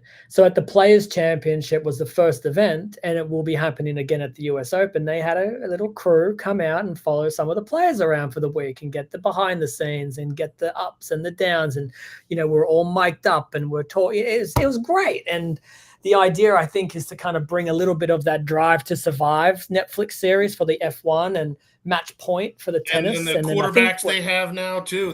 The quarterbacks, they had a golf one as well. And so, there's obviously a market there to tell the behind the scenes of these professional events. And so now I'm a bit closer to it and a little bit more a part of that. So I'm really excited to see how this shapes up. Yeah. And so, like I said, I'm not entirely sure. I don't think they will care I said it, but I don't think there's been any formal announcement. So I said it on my YouTube channel and I sent it to them on my YouTube channel and I didn't hear back from them about negative things. So I was like, maybe I can talk about it. Well, as big as we are, I mean, you'll hear from them tomorrow probably. So you'd be surprised who does those deep dives. You'd be surprised. I'm glad you brought up the YouTube stuff because that was going to be a segue. It was cool to see from your perspective a lot that you went through last year, especially the ridiculous run that you had that you were able to capture on film as it happened. I mean, that's a cool thing. And that's another reason why we all love technology is we get to see behind the scenes stuff. And I'm glad that the PBA is going to do that because one thing I've said, I've been very critical of not the PBA really, but Fox in general is why should I, as a casual fan, not just as someone who loves bowling, but if I'm a casual fan and I flip through the channels, why should I be invested in somebody I don't know anything about? And I always wanted more to be told about the players. I don't care about the games during the week or anything like that, but I want to know more about the person. So if I'm going to invest an hour and a half or 2 hours of my time, I want to know more about the people that I should be rooting for and should care about. Does that make sense? All right, Rob, let me ask you this question, right? Let's say I came on your show again, okay, and someone tunes in for the first time. Every time I'm on your show, are you going to run that intro, or are you at every single time I come on this show, are you going to tell everybody what I've achieved and who I am and what I'm going to do and what my family's like? And I mean, every time I'm on your show. So let's pretend you're now, let's say, I don't know how many shows a year I make on the Pro Tour, but let's call it a round number of say 10. Okay. So let's say every year for 10 years, I come on this podcast 10 times. And then by the end of it, at some point, you've got to be thinking, man, this guy is on here so much. Do I need to spend 15 minutes of every show? Or do I need, the Johnny to be like, oh my God, I'm fanboying here. Like if it was 10 times every year, at what point do you say, okay, he's a regular on the show. I don't need to do that anymore. I need to talk about something or someone else, right? So that's the first question. Like you asked about that, but our tour, if you look at the players who make shows, very rarely do we have 5 people you've never seen before in your life. That's what I was just going to say, actually. You have repeat offenders, right? You have the usual suspects. They're all there. And so how many times can you introduce someone until someone like you says, oh, come on, Fox, this is bullshit. You're trying to tell me you need to intro Belmo? Like, why are you introing Belmo like I've never heard of him before? He's the greatest of blah, blah, blah. So there's a fine line between introducing who we are to the mainstream that maybe don't know who we are and also staying loyal to our loyal fan base. That's like, I respect you enough to know that you know this guy and you know certain things about the game. The other thing you have to remember is, and we try to, I think the fans, because we're not as transparent as we could be. And what I mean by that is there are certain things that happen on the show that there aren't in anyone's control. It's just we had a roll off in the match. So now the time that we have for the rest of our slot is less for the things that we already have scheduled to be built in. And so when something happens, and I know JP, and I remember listening to an episode on this very show where you got annoyed because at the end of the show, the champion didn't have a chance to say his thank yous and acknowledge the people in his corner.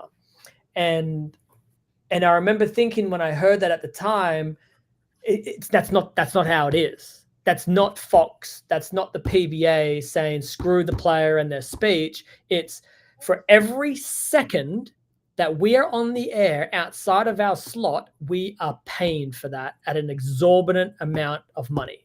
It is very expensive to go over. Very expensive. And so when something happens in the show, and then it's like and Kimberly, you'll see it. She's really, really great at her job, Kimberly Pressler. If you do get a chance to talk, she will find a way to either give you the look in her eyes. She'll tap you on the arm. She'll sometimes use her foot to nudge you. And that's just stop. Right now, we're running out of time. And if you keep going, and I know you want to say thank you to my wife, thank you to this, but if you don't, that's going to cost us tens of thousands of dollars. So stop. I get that. And yours was how much time there was, I think. I get that. And so I'm trying to illustrate to Rob, right? Like there are elements that I understand the fan base are like, well, why isn't this happening? And you're right, there are so many things that we definitely need to get better at, but there are some things that you just be more aware of. Right. Is the show started on time? Did we start a little late? Because if we started a little late for some other reason, we don't get those minutes at the end. So we lose those minutes, right? Or if it's edited and it's a tape delay and you go like, well, where was this? Well, maybe we had to cut it up more than we wanted to because of certain things. Oh, the story on Ryan Barnes as an example, right? Like, why didn't we hear more about that? Dude, like we ran all we could. Like, if you want to get to know Ryan Barnes more, you got to go somewhere else to find that information. I hate that, but that's not because we don't want to do it. Like, God, man, I'd love it if it was like the tennis or the golf where we had 12 hours of the day. Okay. Jason, my response. And we're like, we can bring in whoever we want. We can run those packages that you just ran, about me. We can run 15 of these packages on players. So we don't. Now, where I think we can do that is on social media. Do I think the PBA has done a good job at storytelling who we are through social media and through their resources there? No, I don't. I think shows like yours, the PBA should have a licensed show, a podcast that is for free on socials, driving traffic towards them. And well, if you want to make an offer to them for us, I mean, I'm just saying, Belmo, this is such a good point, and I want to explain my stance, because typically when I say something on here, whether it's a rant or not, I try and back it up with some factual information before I blow my gasket. The one thing that has not changed since bowling was an ABC production is you typically don't see any show with more than 4 matches, right? There's usually a ladder, whether it's 5 guys or 4 guys, but in a standard 5-man ladder, there's 4 matches on the show. When the PBA was on ABC, and again, this is me, I'm a little bit older mentality because of dad, and, but in a span of a 90-minute segment on ABC, 90 minutes compared to the 2 hours that we have now, we would have sideline reports before and after matches with each player. We would have a trophy presentation. We would have a 5-minute clip of Schenkel, wherever they were, whether he's showing you Tombstone, Arizona, when you were at Golden Pin in Tucson, whether you're looking at the lakes, like Lake Erie or Toledo. You would have time for a segment. You would have time for the 4 games. You would have time to show the top 24 with every player throwing a shot throughout the week. Every player would be interviewed, and then everybody would be presented with the check from the tournament host or chairperson. All right, so time out, because this is super important, right? No question what you're saying happened. Now I want you to go back and watch a full show. Count how many commercials there were. Count how long the commercials were. Count how much money was invested in that portion of a telecast to what you see today. And that's not just bowling, right? You watch any major sports show. What are the networks doing? Selling sponsorships, selling commercial space. Absolutely. How do they do that? I'm almost positive someone's in the ear of someone saying, "Hey, call a timeout, will you? It's a blowout. Like we need to run a few ads here," or maybe the umpire. And God, that's a heavy, No, you might be right. You may be right. That's a heavy accusation. That's a heavy, you may be right. no You probably have seen it though, so that's why you said it. Belmo said that the NBA is no. But you have to say to yourself, when you see commercials at certain times, that's not just because that's the network saying we can sell these slots for a lot of money. So if there's more of them, then we're going to sell more. We're going to be able to make more money. What disappoints me is in our climate today, we have more opportunity to sell sponsorships, but we're not making as much money. Correct. Now, that's not just, that's not me, having an event here. The PBA aren't happy with that. No one's happy that we aren't playing for millions of dollars every week. And so sometimes, you need to take a step back and go, right, well, maybe we need to really redefine how we chase that. But to go back to your point, and I do have a big gripe with your dad's generation. And I've told it to your dad before, because they're protected. That generation is protected. And everyone looks at it as if it was the golden years and it was amazing. And because of bowling back then, and we miss it and we want to go back to it. The problem that I have with it is, and I use this term understanding how harsh it sounds, is they fucked up. Because they had the numbers, they had the pool with ABC, they had the opportunity to buy bowling centers and land and property. They had all of the opportunities given to you when you have the world at your feet, and they didn't do it. No, I don't know why. Right? I wasn't in those meetings in the 50s and 60s and 70s, but when you were talking about the heydays and the 90-minute shows, my question is, why blame us today for where we're in? We should have been protected from that generation and doing their due diligence to say, wow, we are very powerful with ABC. We are very powerful with these sponsors. Where are we going to spend our money, PBA? How are we going to look into the crystal ball?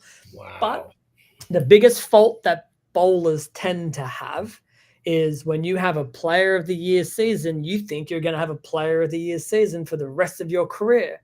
And so a lot of players, young and old, find themselves looking down the barrel of a week-to-week paycheck because they thought it was always going to be, the pins will always fall for me. I'm bowling great. Everything's going to be fine. And maybe that generation, if they had the foresight to say, what if in like 30 years from now, we're not number one? Like, what if we're not getting multi-year platinum? What if we don't have 25 tour stops and, what if the Don Carter, Dick Weber contracts for the $1 million stuff? Like, what if that stops? Right. No one ever thought like that back then. I think like that right now. I've been thinking like that about my own career. Like since 2008 or 2009, what if next year I don't bowl well? What am I going to do? And every year I think, what if this stops? What if this stops? And I'm always thinking about how am I going to make sure I'm diversified enough that I survive. That's my gripe with the older generation. And so anytime someone of that era says to me some comment about how when it was in my day, it was so much better. And I always go, and you messed it up. Yeah. You had the chance. We don't have that pool and that opportunity now. We can't push ourselves into a room and boast we get 7 million people watch us every single Saturday afternoon. Holy shit. You know what we could do if we could walk into a room at one of these places and say 7 million people every week want to watch us? Dude, when I tell you, you can walk in there and point a gun at someone and they would say, no problem, guys. You do what you got to do. Just keep showing us those ratings every week. Like you could do whatever you wanted. And so This is wild. You know, I don't know. I have so much respect for so much of the past, and your father is a part of that, right? The respect that I have for him as an athlete, it always, my ears always turn a little bit when I hear someone, and even if it's your dad, and he says something like, well, it was better when I was around, and I go, yeah. So let me tell the other side of the story. If it was so good, why did we lose it all? What happened? The forward thinking that you're implementing here is a product, I think, also of our generation, because you obviously know I'm huge into bodybuilding. So obviously we all know who Arnold Schwarzenegger is, but I'm a huge fan of Jay Cutler. Yeah, but Dr. Ocho's arms are bigger than yours. So yes, like, they are. But my shoulders I don't understand. Oh, okay, you got the shoulders. Right. Oh, yeah. That makes sense. But I get it.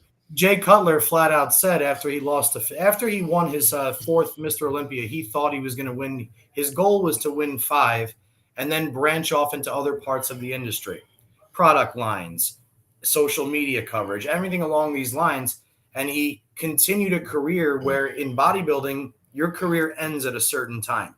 So you can either be a forward thinker and you can advance it the way that he did, or like Arnold, I won Olympia 7 times. Now I want to be an actor. Now I want to be a governor. They're always trying to that forward mentality of thinking, and they're moving with the times. This goes back to the be like water comment we talked with Bruce Lee earlier. I am right on the cusp because I am a product of one of the legends of the golden era. So I can't stray away from it too much. The same way I'm 100% in agreement with you, because I like to listen to learn. Everything you're telling me, the product placement, the advertisement space, that's all new to me because I never looked at that before. But now that it's being introduced to my brain, now at least I'm aware of it. Okay, now I understand why in a 2-hour show, they don't want to make time to ask the guy who just won the tournament how he feels. It's not that they don't want. That's the big thing. And I want to make a point here. I saw a comment about Rob Stone and how everyone, a lot of people, I don't like Rob Stone. Rob Stone's work. We need to, this needs to be said and understood. When Bolaro came, just before Bolaro, we were with ESPN, and that relationship was not 100%. It wasn't awful. It just, we didn't know where we were going with ESPN. It didn't feel like a happy relationship. It just felt like, well, we'll keep you going, and we're happy to take what we can get.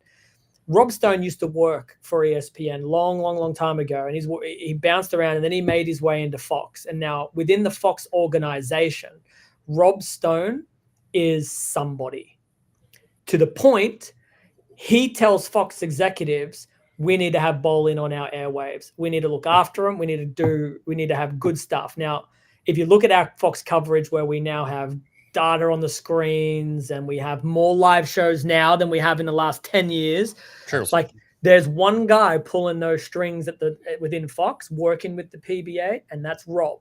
So whilst you may find his voice somewhat irritating, or maybe you don't like that he tells a joke here or there, understand his passion for the PBA is second to none. He put himself out there with Fox, with a company he was moving forward. He's going high at Fox, and he sticks his neck out for the PBA and tells everybody, we need to put this on our airwaves. And the relationship with Fox has been better than ESPN. The live shows, the viewership's been great. Fox and Rob is not on every show. Rob comes in when he can. He wants to be there. He will be there when he can. And so it's not like he's there every week and he's a nobody. This is somebody who we really need to understand. So I'm not saying you need to appreciate his commentary style, or you need to enjoy what he has to say when he's commentating. It's another behind the scenes thing that you can not like it all you want. However, when you go to say something, just be aware, just be a little more aware that if not for Rob Fox, I don't know what happens with Fox. I don't know where we are with ESPN. And I definitely know for a fact we are better with him than we are without him. Until someone comes along and says, I've got a bunch of money and I've got better relationships over here. Sure. And that's a decision the PBA will have to make. But as it is right now, we need friends like Rob who, they go to bat for it. There's no reason. There is zero reason for him to go to bat for us other than he loves us. He loves us. So He can come in, do his job, and go I home. definitely want people to understand that. Thank you for bringing that up. Speaking of which, I'm gonna ask Jason. You said you had an hour. It's almost 10 on the East Coast. Yeah. Yeah. Did you miss me or something? No, honestly, I say an hour because then I have an out. In case it sucks. Yeah, right. 100%. I tell everybody, like, hey, listen, you're lucky you even started at an hour. Sometimes it's a 30-minute thing. It's like I got 28 minutes, so I'm just going to give you the heads up now. And if the call is going a certain way, you know, and here's a 20-minute intro of those 28 to close minutes. the laptop. So I want you to do. Well, I've interviewed wrestlers, bowlers, various people in different walks of life. They all do the same thing. It's literally. How about this? All right, how about this? Because you're right, I can't stay up forever. But let's Neither say can we, actually. That's just let's say I'm happy to end it whenever you want to end it. But let's say at 1/4 the hour, I'm in bed. All right. So you've got 23 minutes. So no, how long do you have? 23 minutes. Let's go. He could do math too on the fly. What can't Belmo do? Seriously, that's 22 and a half minutes, 22 minutes, and now 26 seconds, 25 seconds. So there's one question I was almost going to avoid asking, but I feel like if I didn't do my due diligence, you know, I would feel bad. You mentioned earlier, I don't know, hour and a half ago, about some of the people that are very vocal about two-handed bowling. One of those is PBA Hall of Famer Brian Voss. He was very public about his dislike for two-handed bowling. Have you ever had a personal conversation with him to kind of or to explain any of it at all? No. So BV and I, like, I considered Brian a friend. I actually still consider Brian a friend. I haven't seen him for a very long time because he doesn't bowl on the national tour anymore. Right. But when all that was going down, which was a long time ago now, the one thing that I've never been able to truly understand is their referencing, like, I play a different game because of the thumb. Like, it's really all down to the thumb. Right. That's why I play a different game. And I've never understood that, because there are challenges bowling with two hands that one-handers don't experience either. And so I feel like there's a little this going on, right? Like, what you guys don't have to worry about, we might have to, and what you have to worry about, we don't have to. And there are some huge advantages, like rev rate. I understand that it's a lot easier to impart revolutions on the ball two-handed. But to me, that's an evolution of the style and technique of the game, as it is watching pitchers throw 100-mile-an-hour fastballs today. Their technique is different to how it was mechanically, maybe not as drastically different viewing as what it looks like from one-handed bowling to two-handed bowling, but the techniques are better, the trainings are better, the two-handed backhand in tennis is different. The way a golf ball is hit today comparatively to when so every sport has these evolutions within them. And we sometimes don't notice them or think of them to be as drastic as they are, because they still look closer to what they did 30 years ago than what two-handed bowling looks like to one-handed bowling 30 years ago. It's more visually polarizing. And so I think people jump to the idea of it's completely different. But the truth is, we stand behind the same line, we bowl the ball on the same wood, and we got to knock over the same pins. And so, and you still technically throw with one hand. I mean, you're releasing the ball. Well, you know, and I don't like playing that card, because that's cement. Like, that's not in true spirit of the argument. You know, they're arguing it's a different technique, and I agree, it's a different technique. And if anyone that you know that's two-handed says, "Oh, but I release the ball with one hand," like, just say, "Pump the brakes, bro." Like, yeah, we know, right? But let's not get into these argumentative details. Like, let's be true and be real. Like, let's have a proper conversation about this. Like, I bowl differently to how they did 30 years ago, 20 years ago, right? And so, to me, that's got to be the very first step in understanding each other. You've got to be honest, and you've got to be very, very, like, aware of of those little parlor tricks, because you're not going to move the needle with anyone if you try to tell someone, yeah, but with one hand though, it's a one-handed release, so it's still one-handed. No, that's not going to help anyone. I'm sorry, I didn't mean to cut you off. Do you think people just give you shit because of your success? I mean, we've seen in all sports, people hated Jeff Gordon because he won so many championships and stuff like that. I mean, nobody gives Butcher shit for his release. Nobody else is throwing it the way he does it.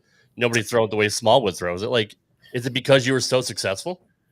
Well, I think in this country in particular, it got its loudest when I started to have more success.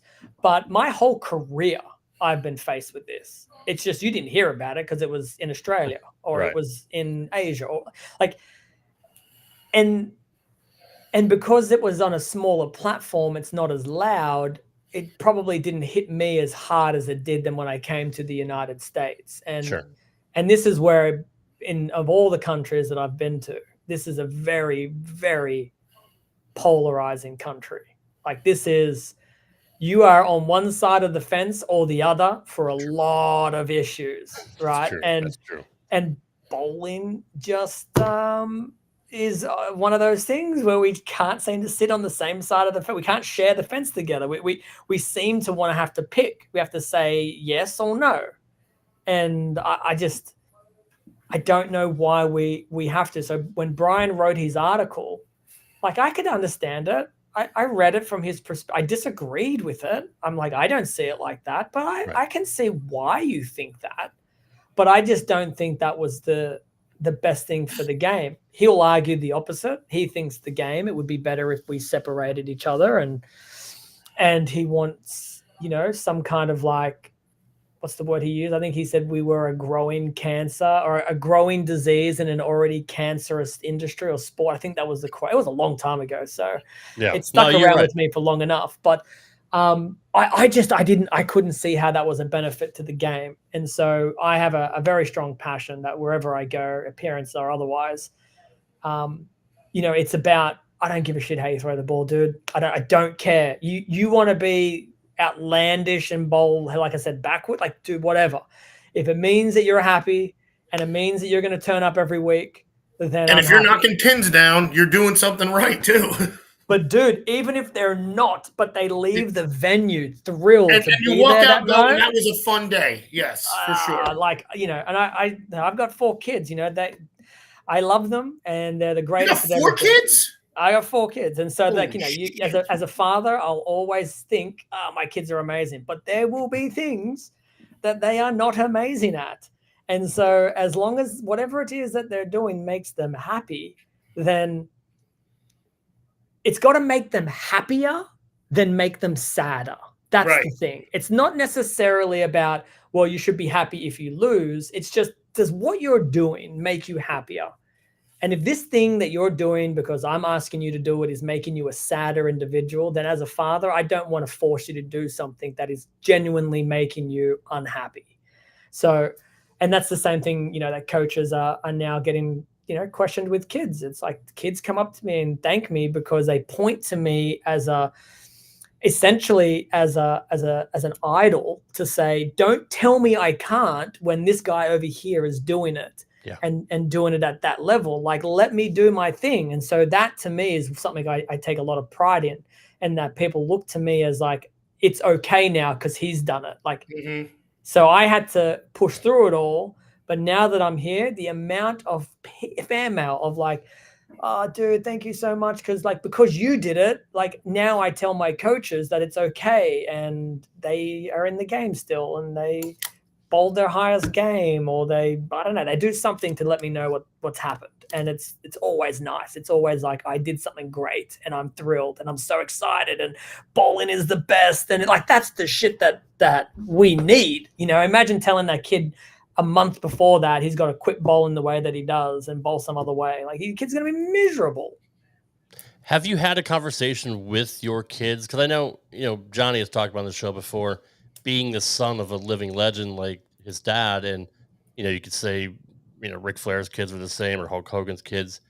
Have you had any conversations with your kids about bowling or about them trying to follow in your footsteps, or you just kind of let them do whatever they want? I want to add to that question.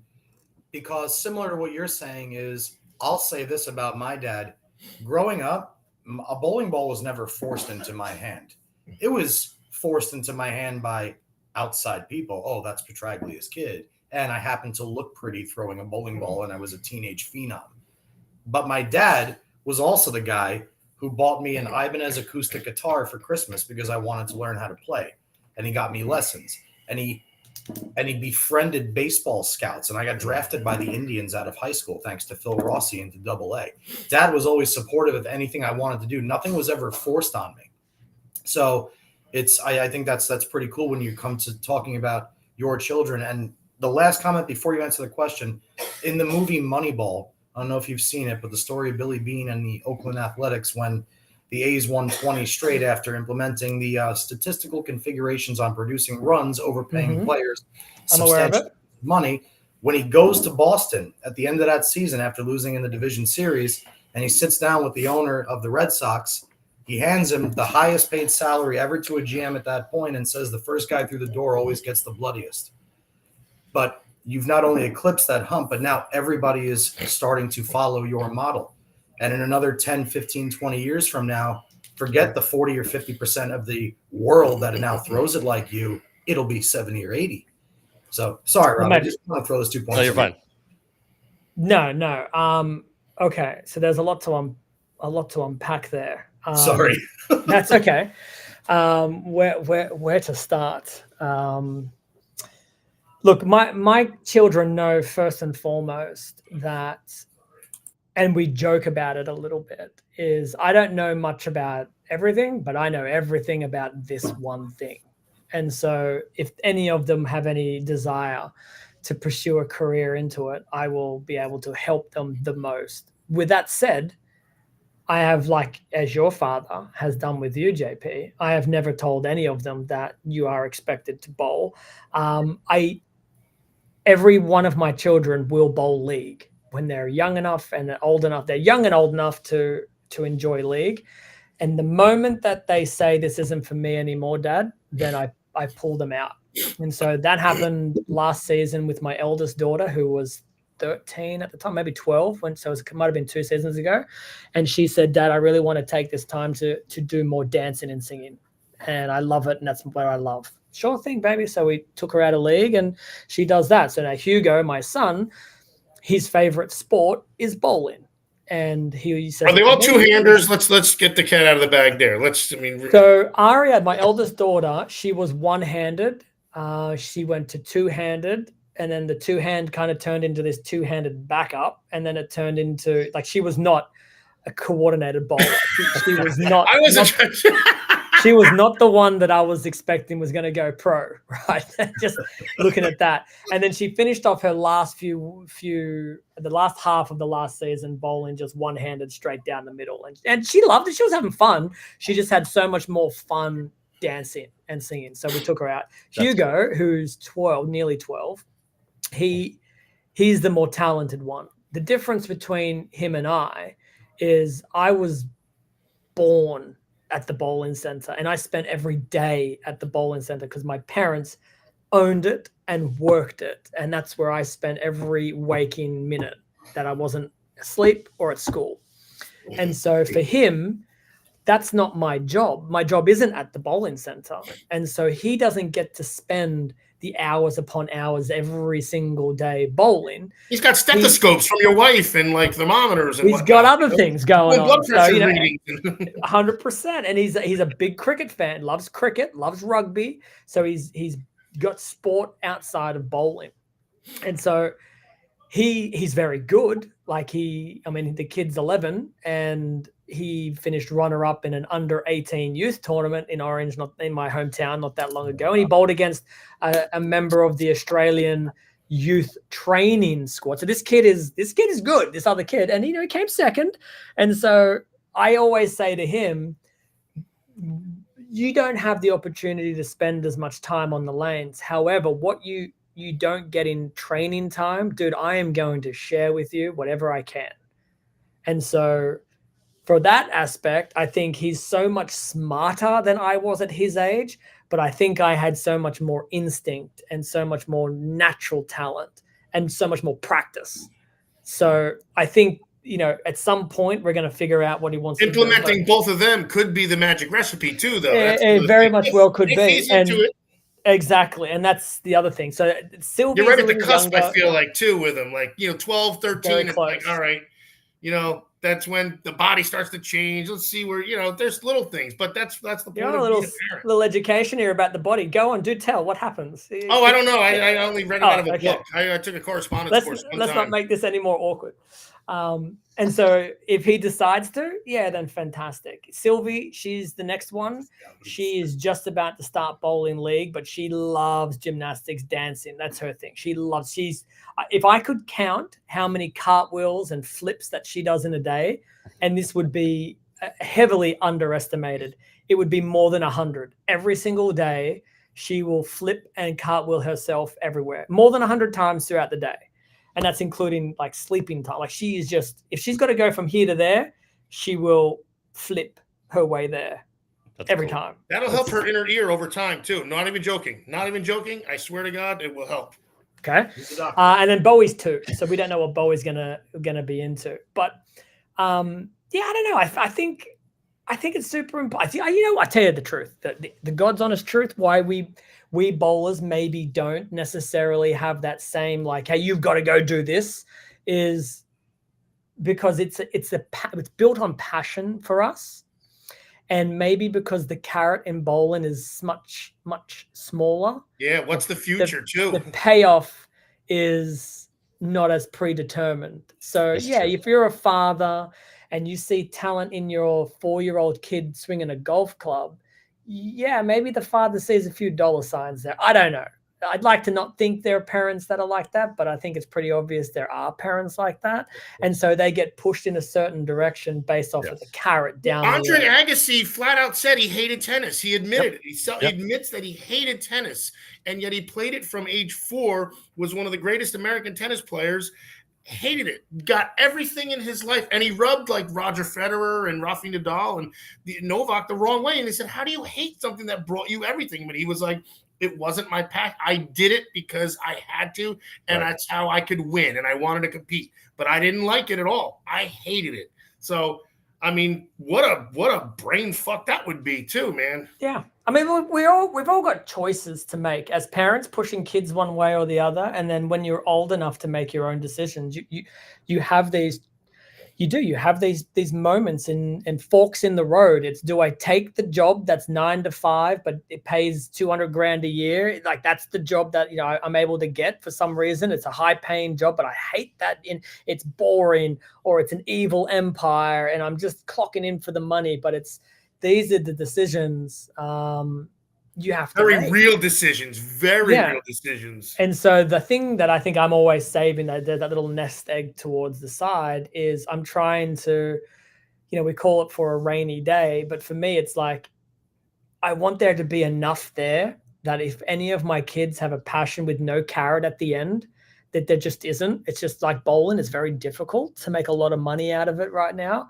Sure. And it could be anything. It could be anything else, that there's going to be a little something there that, hey, let's go chase it. Like, who cares about the carrot, right? Like, let's not worry about the carrot. Let's not worry about how you're going to pay the bills. Like, I'm going to work really hard now with the idea of, I've got 4 kids that I have to evenly and equally all help.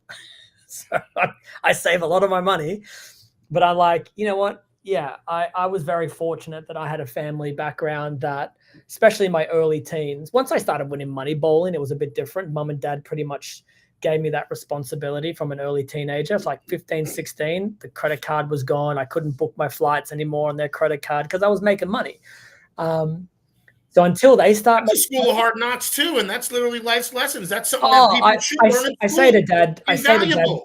I say to dad every time. So dad fired me from the bowl. It's a funny story. It's a very funny story. But in my early teens, mom and dad's credit card, like 13, 14, mom and dad's credit card went on for everything bowling. Then 15, 16 rolled around and I started to make a bit of money. And it wasn't a lot of money, but it was enough to pay for flights and hotels and accommodation. When you owe zero, and entry fees. Good. Yeah. And so, dad said to me, listen, like, you make money, so respect that money, do what you want with it, but the next tournament that rolls around, you better have enough in your account to pay for your next allotted expenses. Otherwise, yeah, you gotta figure out another way to do that. And I was immature and didn't spend it right, and I had to go to work. So Dad gave me a job. He said, all right, well, now you can earn your money and you can work for me. Okay, great. So Dad would pay me, and I would do the shifts, and I would travel on certain weekends, and yeah, everything was great. Dad looked after me, paid me well for my job, even though I probably got overpaid for what I was doing. But he was, in his own way, was looking out for his kid. And one day I get called into the office, and he never closed the office door, like never. And the door gets closed, and I'm like, shit. yo, what is going on? Like, I actually thought he was telling me he was dying or something. Like, I was like, oh my God, I don't mean to laugh. I was not expecting what was about to happen. And so he says to me, you travel every weekend now, nearly every weekend, which means because we live in a small country town, like you've got to leave the day before because that's the Friday. So you need to get down to where you're traveling to. And then, sometimes you finish these tournaments and you get home really late on the Sunday. And so like you just don't come into work on Monday morning. You come in the afternoon. And when you're not here, I've got to do your shifts, or I got to call your mother and she's got to fill your shifts. But we keep paying you. You're paid for these shifts. So what I'm trying to say to you is this isn't working and we love you, but we're going to have to let you go. Oh my God. Wow. What a great lesson. Oh yeah. my God. And so I looked at him, I was like, is this for real? Like, are you really firing me? And he's like, yeah. Have you ever told this story before though? Like I'm sure a couple of times. Yeah, a couple of all times. right, so that's And so he said to me, he goes, listen, you can work here and I'll pay you very well, but you've got to be here every shift. Every shift, you're committed to this job. This is what you got to do. And if you can't commit to me, then you can't work here. And so that time when he fired me, now my Monday through the weekends, because I was working a lot, now I had it available. And so I used that to practice. So I'd come in, I would spend nearly as much time as I was working, but now I had no responsibility other than to throw spare balls for 6 hours a day, just throwing spare balls at the corners all day, every day, all day, every day, all day, every day, and then work on something else. And so you start to get pretty good when you've got that little extra time. And again, that's a luxury that not many bowlers have had. Not many people can say, I can just go to any bowling center and turn on a lane and I'm good. Like, no, you have to pay for that, and that's expensive. So I understand some of these little winks of luck that I've had because my family decided to build a bowling center have been beneficial to me. Hugo has that same opportunity. He just doesn't have it as much of an opportunity. Was it luck, or was it something you took advantage of and honed in a skill? I mean, like, because luck would mean like it fell in your lap. I get like they owned it. You have no choice about who your parents are, but you could have said bowling is so stupid and been done with it. That's what I mean. So there was a thing about, like you said, it's the passion. So, I'd say, yeah, there's some luck, but man, nobody shoots spares for 6-8 hours a trip either, which again, you had the opportunity to, but somebody would have got bored after maybe an hour, I feel like. So yeah, and I'll be honest with you, right? When you live in Australia, like it is a long way everywhere. From anywhere. Right. So like Asia is our closest friends. They're our closest friends. It's 7 hours in a plane to I used to play Risk. You remember that board game where you try to take over? That's how I learned the continents and all that. And so like Singapore is 7 hours away, which is the closest. That's our closest bowling neighbor, really. Them in Malaysia. And then when we go to Japan, the Americans are like, oh, you must really love that we're in Japan, or Korea this week. Like, oh, I must have just no, it's 11 hours for me to still get, like it's 12 and a half for you. It's still 11 hours for me to get there. Like it's a long way. And so when you start traveling around the world and you're not good at something, like you get back on the plane and come home, it's a long travel day. Like there are trips that I remember coming home from Europe, and you're talking including all of your layovers and multiple airports and countries, like you're talking 40-hour travel days, like minimum. And if you get stuck somewhere, it can clock over to 50 hours, no problem. That's just to get home, right? And so You get home after that kind of a trip and you had a poor trip, the very first thing you do is the first thing that I did is that's unacceptable. I cannot travel like that, put myself through that, spend all of that money and miss every 10 pin that stands, or, throw another bucket shot and whiff them all. Like, what am I doing? Like, I got to get really good at all of these things because it's costing me too much and I'm too much of a competitor to accept that was okay. So yeah, when you step in, the people who find it boring after an hour, you don't know their names, dude. You don't know who they are in any game. You think Kobe stopped after an hour of no, you know Kobe's name because Kobe spent the extra 6 hours shooting the free throws when everyone else wasn't. Larry Bird was notorious for that too. And listen, right. And this is something that I'm going to die on my grave. It's going to be written on my grave. Like, it's cliche. You get out what you put in. It is not cliche for a reason. Okay. It is true. Period. You got a kid that wants to be the best at something, and then you watch it. I mean, you really watch them, and you see, yeah, but they don't do it. Like, they don't really get after it. Like, they would rather spend more time doing something else, or whatever their decision is. Like I said, is what it is. It is what it is. But the ones that say you've got to pull me kicking and screaming away from this place, those are the ones that have that extra drive, that extra passion and personal motivation, that they're a hard person to beat. They are a hard person. And maybe, maybe your dad knew some of these guys growing up. They were just hustlers and fighters. They were the ones who, man, it didn't matter if it was the first ball, the last ball, the tournament. You could see them grit their teeth. And if it was for 120 or 270, they gave everything they had for that shot.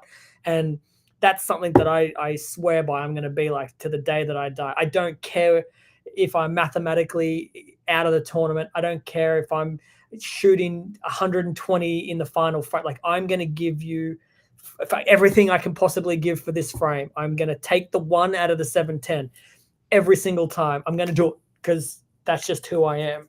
And that's in my experience, the ones who have it, those are the ones that you remember or be remembered or achieve what they're looking to achieve. And if you don't have it, you can teach yourself it. You can motivate yourself and become that. But if you're not willing to spend that extra bit of chunk of change when, I could go home a little earlier and catch the movie, or do I stay here? Yeah, stay here. I mean, I don't know, man. I missed a lot of high school parties and I missed a lot of shit too because I had somewhere else to be. I had the ladies. That's the difference. Some will say to me, there were so many things you missed out on. And that's a different perspective of what I'm missing out on as a family man, because those are things I'm not choosing to do out of, it's not the same thing. It's going to a party and missing your kid's birthday party is a different scalable sacrifice. And so for me, missing those parties made a lot more sense. I don't regret that. Like, there are many things I regret leaving home for that I wish I was home for through the good and the bad times when I travel now. But back then, there wasn't one party that I'm like, man, I really should have gone to that one. Like, no one remembers. Even like a wet t-shirt contest party or something like that, where they're shooting water. Hey, Dr. Ocho, I'm going to tell you right now, okay? And because it's hot in Australia, so they got to be shooting water at each other, right? I'm going to be honest with you, okay? And this is about as real as I can possibly get. But when it comes to that type of stuff, there are so many ways in your life, through your life, to be able to see those things if you really want to see them. If that's what is in your world, and I'm not saying you personally. Oh, no, that's one. No, you're right. No, you're absolutely right. You are not okay. high pot on the kettle. Yes, 100%. So for me, going to a wet t-shirt competition in high school, yeah, sure, the boys might have thought it was the greatest night of their lives, but for me, I've had the greatest night of my lives outside of a high school wet t-shirt competition. And so I think the key to that is you got to be able to pull the trigger on things that maybe you don't realize they don't mean a lot in the long term. Like those moments that I missed out on as a teenager. Are you even aware of any? Parties, Like, probably whatever. none, right? Like, it was just an example. That's all. That's just. Well, what happens when you get to reunions? So I'm still mates with a few high school buddies, like, and there will be times when, Hey, what do you do? Well, we'll reminisce about the school days, right? And because we're all mates, and some of them still live in town where I live, it doesn't happen very often nowadays because we're a little older. We're more about what we've got going on today. But occasionally we'll say, "Oh, I bumped into so and so from back in school." And then someone will say, "Oh my God, do you remember that night where we went to Jono's house and, bloody Steve jumped off the roof and busted his ankle? Do you remember that?" And I'll be like, "No, man, I didn't go to that one." And there'll be moments like that where they'll have a good old laugh about it and they'll reminisce. But I don't leave those conversations, go home to my wife and say, darn. I wish I could go back in time, and I want to see Steve jump off the roof and hurt his ankle. God, it sucks being Belmo. That would have been such an amazing night. That would have been so amazing. No, I'd rather, not do that. But anyway, listen, I said we overtook your sleep time, man. You should be asleep, damn it. Let's go. Real quick. How cool is Bluey as a parent? Oh yeah, Bluey's the best. Right? Bluey is Seriously. great. So we had the phases, right? Like Peppa Pig was when Aria, so she's 14. So when she was a baby, Peppa was the thing. And I said from the start, I hate that little pig. That little pig is the worst little pig in the world. She's rude. She's mean. She bullies people. And then, maybe at the end of the episode, she has this brief awakening that she's this horrible little pig, and she goes on an apologetic spree, apologizing to everyone. But then you know what?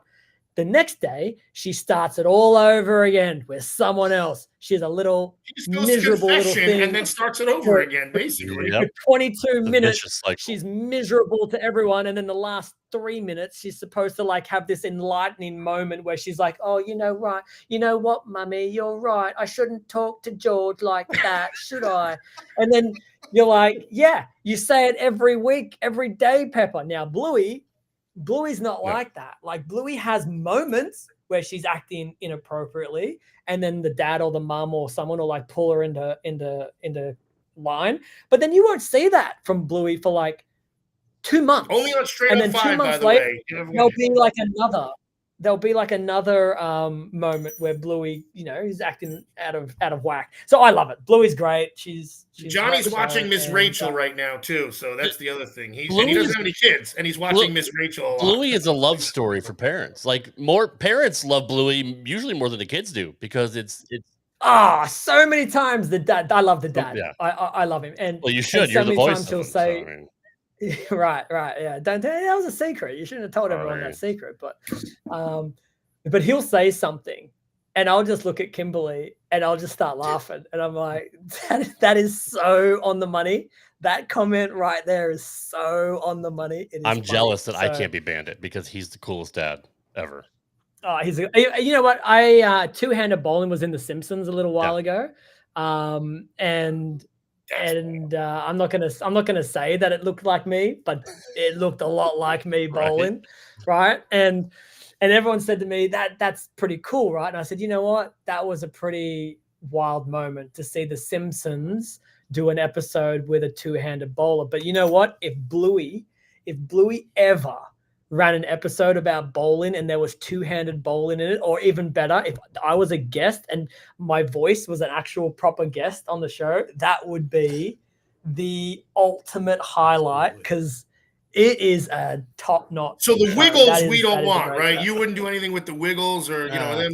Problem with the Wiggles is the Wiggles, the OG Wiggles, they're done. No, I think that's one of them. The one guy with the one survived. It looks like it's like a she's trying to go gangster. Yeah, 100%. And I'm all for this new version. The kids growing up, that's cool. But to me, the Wiggles will always be, the Wake Up Jeff songs, and Big Red Cars, like the classics, the OGs. Right. And so. Yeah, and so now you've got these new kids on the block that are I don't know, some of the songs, I don't know, I kind of find myself head nod, they've got a beat to them, and I'm like, that's not them. That's a little too good. Yeah, the Wiggles are trash, but they were great because they were trash. Shit like that. Well, Jason, so what's on your, is that on your Spotify? Cat and what's the one? What is it? Ladybug and Cat Noir is another one we went through.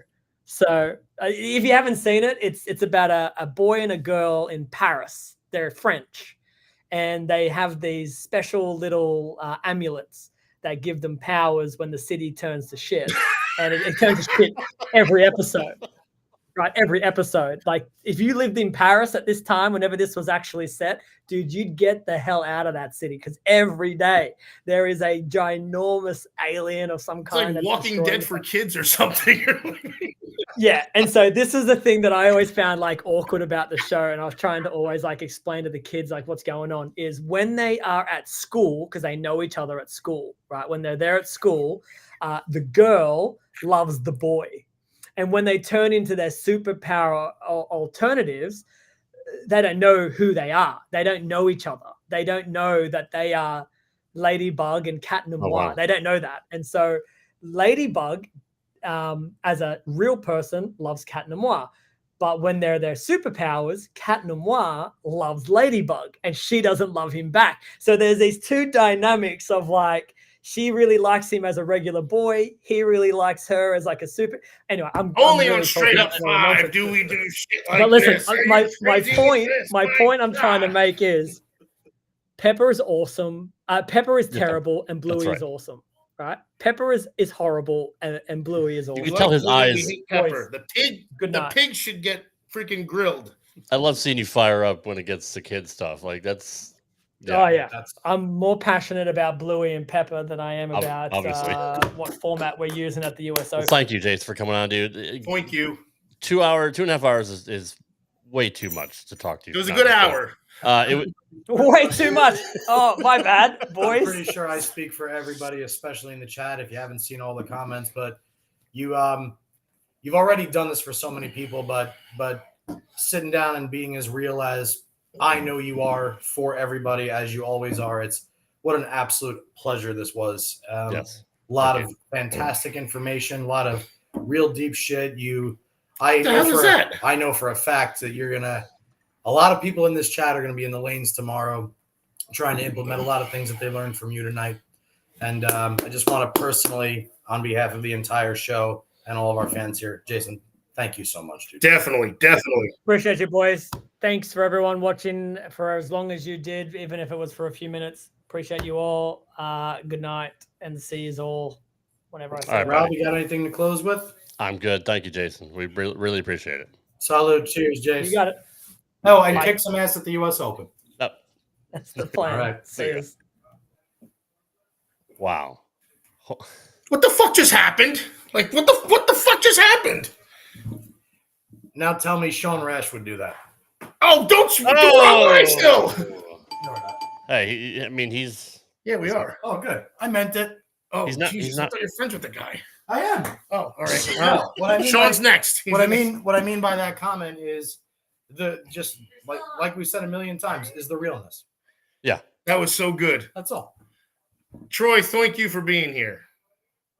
Thank you yes, too. Troy. 2.5 We love you, Troy. hours of complete dedication after you've done what you've done in this sport, taking time to legit and not just like say shit just to say shit.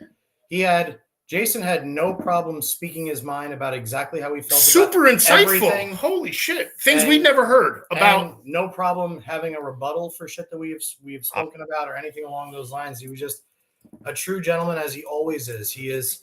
There's something that separates world-class professionals in every single sport. We were talking about how the pros are just, they live for it. Like, Jason didn't go to the parties because he wanted to continue to bowl. Like, he's not missing out on anything because he's doing what he loves. And honestly, with all due respect, that's true. Arnold Palmer would go to the driving range after shooting 62 in the third round and having a 4-shot lead. And they'd say, "What are you doing hitting golf balls?" They say, "When I'm hitting this good, why on earth would I want to stop?" Yep. That's a different mentality than most people. Like, when I get done typically bowling league and I shot 800, I'm like, shit, now I want to go sit in the bar, have drinks, celebrate, play karaoke. Like, today, no. They go home and they say, "I did my job today. I got to go back and do it tomorrow." Hope I can repeat it because it's such a fabulous mentality. And like, obviously, like we were trying to joke around, Rob, with our outfits tonight, but in the same respect, we put these on specifically to show class to a classy professional and the professional in the sport that, as he said earlier, we all love. This was just really this was a trip, man. This was special, as special, I believe, for the entire crew here at Straight Up Five as it was for everybody. I think for bowling, really, honestly, like this is we had the guy on here telling his side of the story, man, telling us what goes on and what it takes and what we don't know. I feel bad for shitting on Fox and Rob Stone and the rest. Like, yeah, he fucking owns you. He totally owns you. If you don't bring up your qualms about something, how are you ever going to find the information that's like? I would have never in a million years thought about the sponsorships and the advertisements and the fact that, well, you added 30 minutes to the show, but you deleted all this shit that I want. Like, I would never, ever, ever would have looked at it that way. Yeah. It was very, very, very, very insightful and like really kept me glued the entire time. Thank you, Belmo, and thank you, Ocho's Biceps, as per usual. And that's no slight to anybody else we've ever had on, but like, no, right, that's true. It shows how much of an ambassador he is for the sport that he's willing to give out that kind of information that nobody else has. I'm sure they all know it, but no one's going to go out there and go on a limb and say it. Yeah, that's true. I don't mean that. But I mean, it's anybody who does watch the show and who's been on the show is going to go, well, shit, it was Belmo. But I mean, he doesn't just. I mean, treat everybody the same, except right. But bowling is his job, and he could just do his job and go home. But he actually is in the production meetings. He's in with the ball reps. He's in to improve it, to make it better, Fox to pay it forward. Like, of course, he could just go home and just do whatever he wants. But the fact that he knows all of this information about the inner workings of the sport and the presentation means, of course, he's the fucking greatest, right? He's not just the greatest on the lanes. He's the greatest because he commits his entire life away from home to everything that makes the product good, whether it's the guy lanes. did commentary for a year and was freaking spot on at it. Like, I don't think he does comedy. He just showed up. He's like, hey, by the way, I'll try this. And he was fucking awesome. He's all in, like Chuck just said. Yeah, he's all in on it. But Johnny, thanks for making this happen, brother. You're the one that started this, Rob, and honestly, I started it. It was. Well, I can tell the story. I mentioned last week, for the 100th episode, I bought a cameo for Jason to congratulate us for 100 episodes, and he didn't want to take our money because of me. He said he messaged Johnny and said, you guys sent me a cameo request. I'll make you a video for free. I don't want your money. And then he made the joke about coming on the show, which I thought was a joke, but he legit wanted to be on our show because he watched it and liked it. That blows my mind. Like, the fact that he could, and I know he watches it now because he picked out something from a show from a while. Oh yeah, that's right. Where you said something about that. That was 6 months ago. There's no way or so. if you haven't watched this show that you would just pick that out of left. No, that was like a year ago. Yeah, it might have been even a year. That was good. Yeah, but and thanks, Jeff Skyer's comment. Yes. I couldn't say when he told us, recommended us go watch the channel. I'm like, I would watch the Brad and Kyle channel a lot more if it was the Kyle channel. Oh, that's come on. I'm sure he's a nice guy. Oscar Madison needed Felix Unger. Come on. Again, no, he does his due diligence. Brad also starred in Your Highness, but he also knows about Nate. Hey, he also knows about Nate and Elise and a lot of the YouTube channels. He's a fan of all bowling. Like, he knew Nate and Elise's channel. He knew all the different channels. Like, he doesn't have to fucking do that. You don't just wake up one day and not be all in. You know what I mean? He's all in. That's it.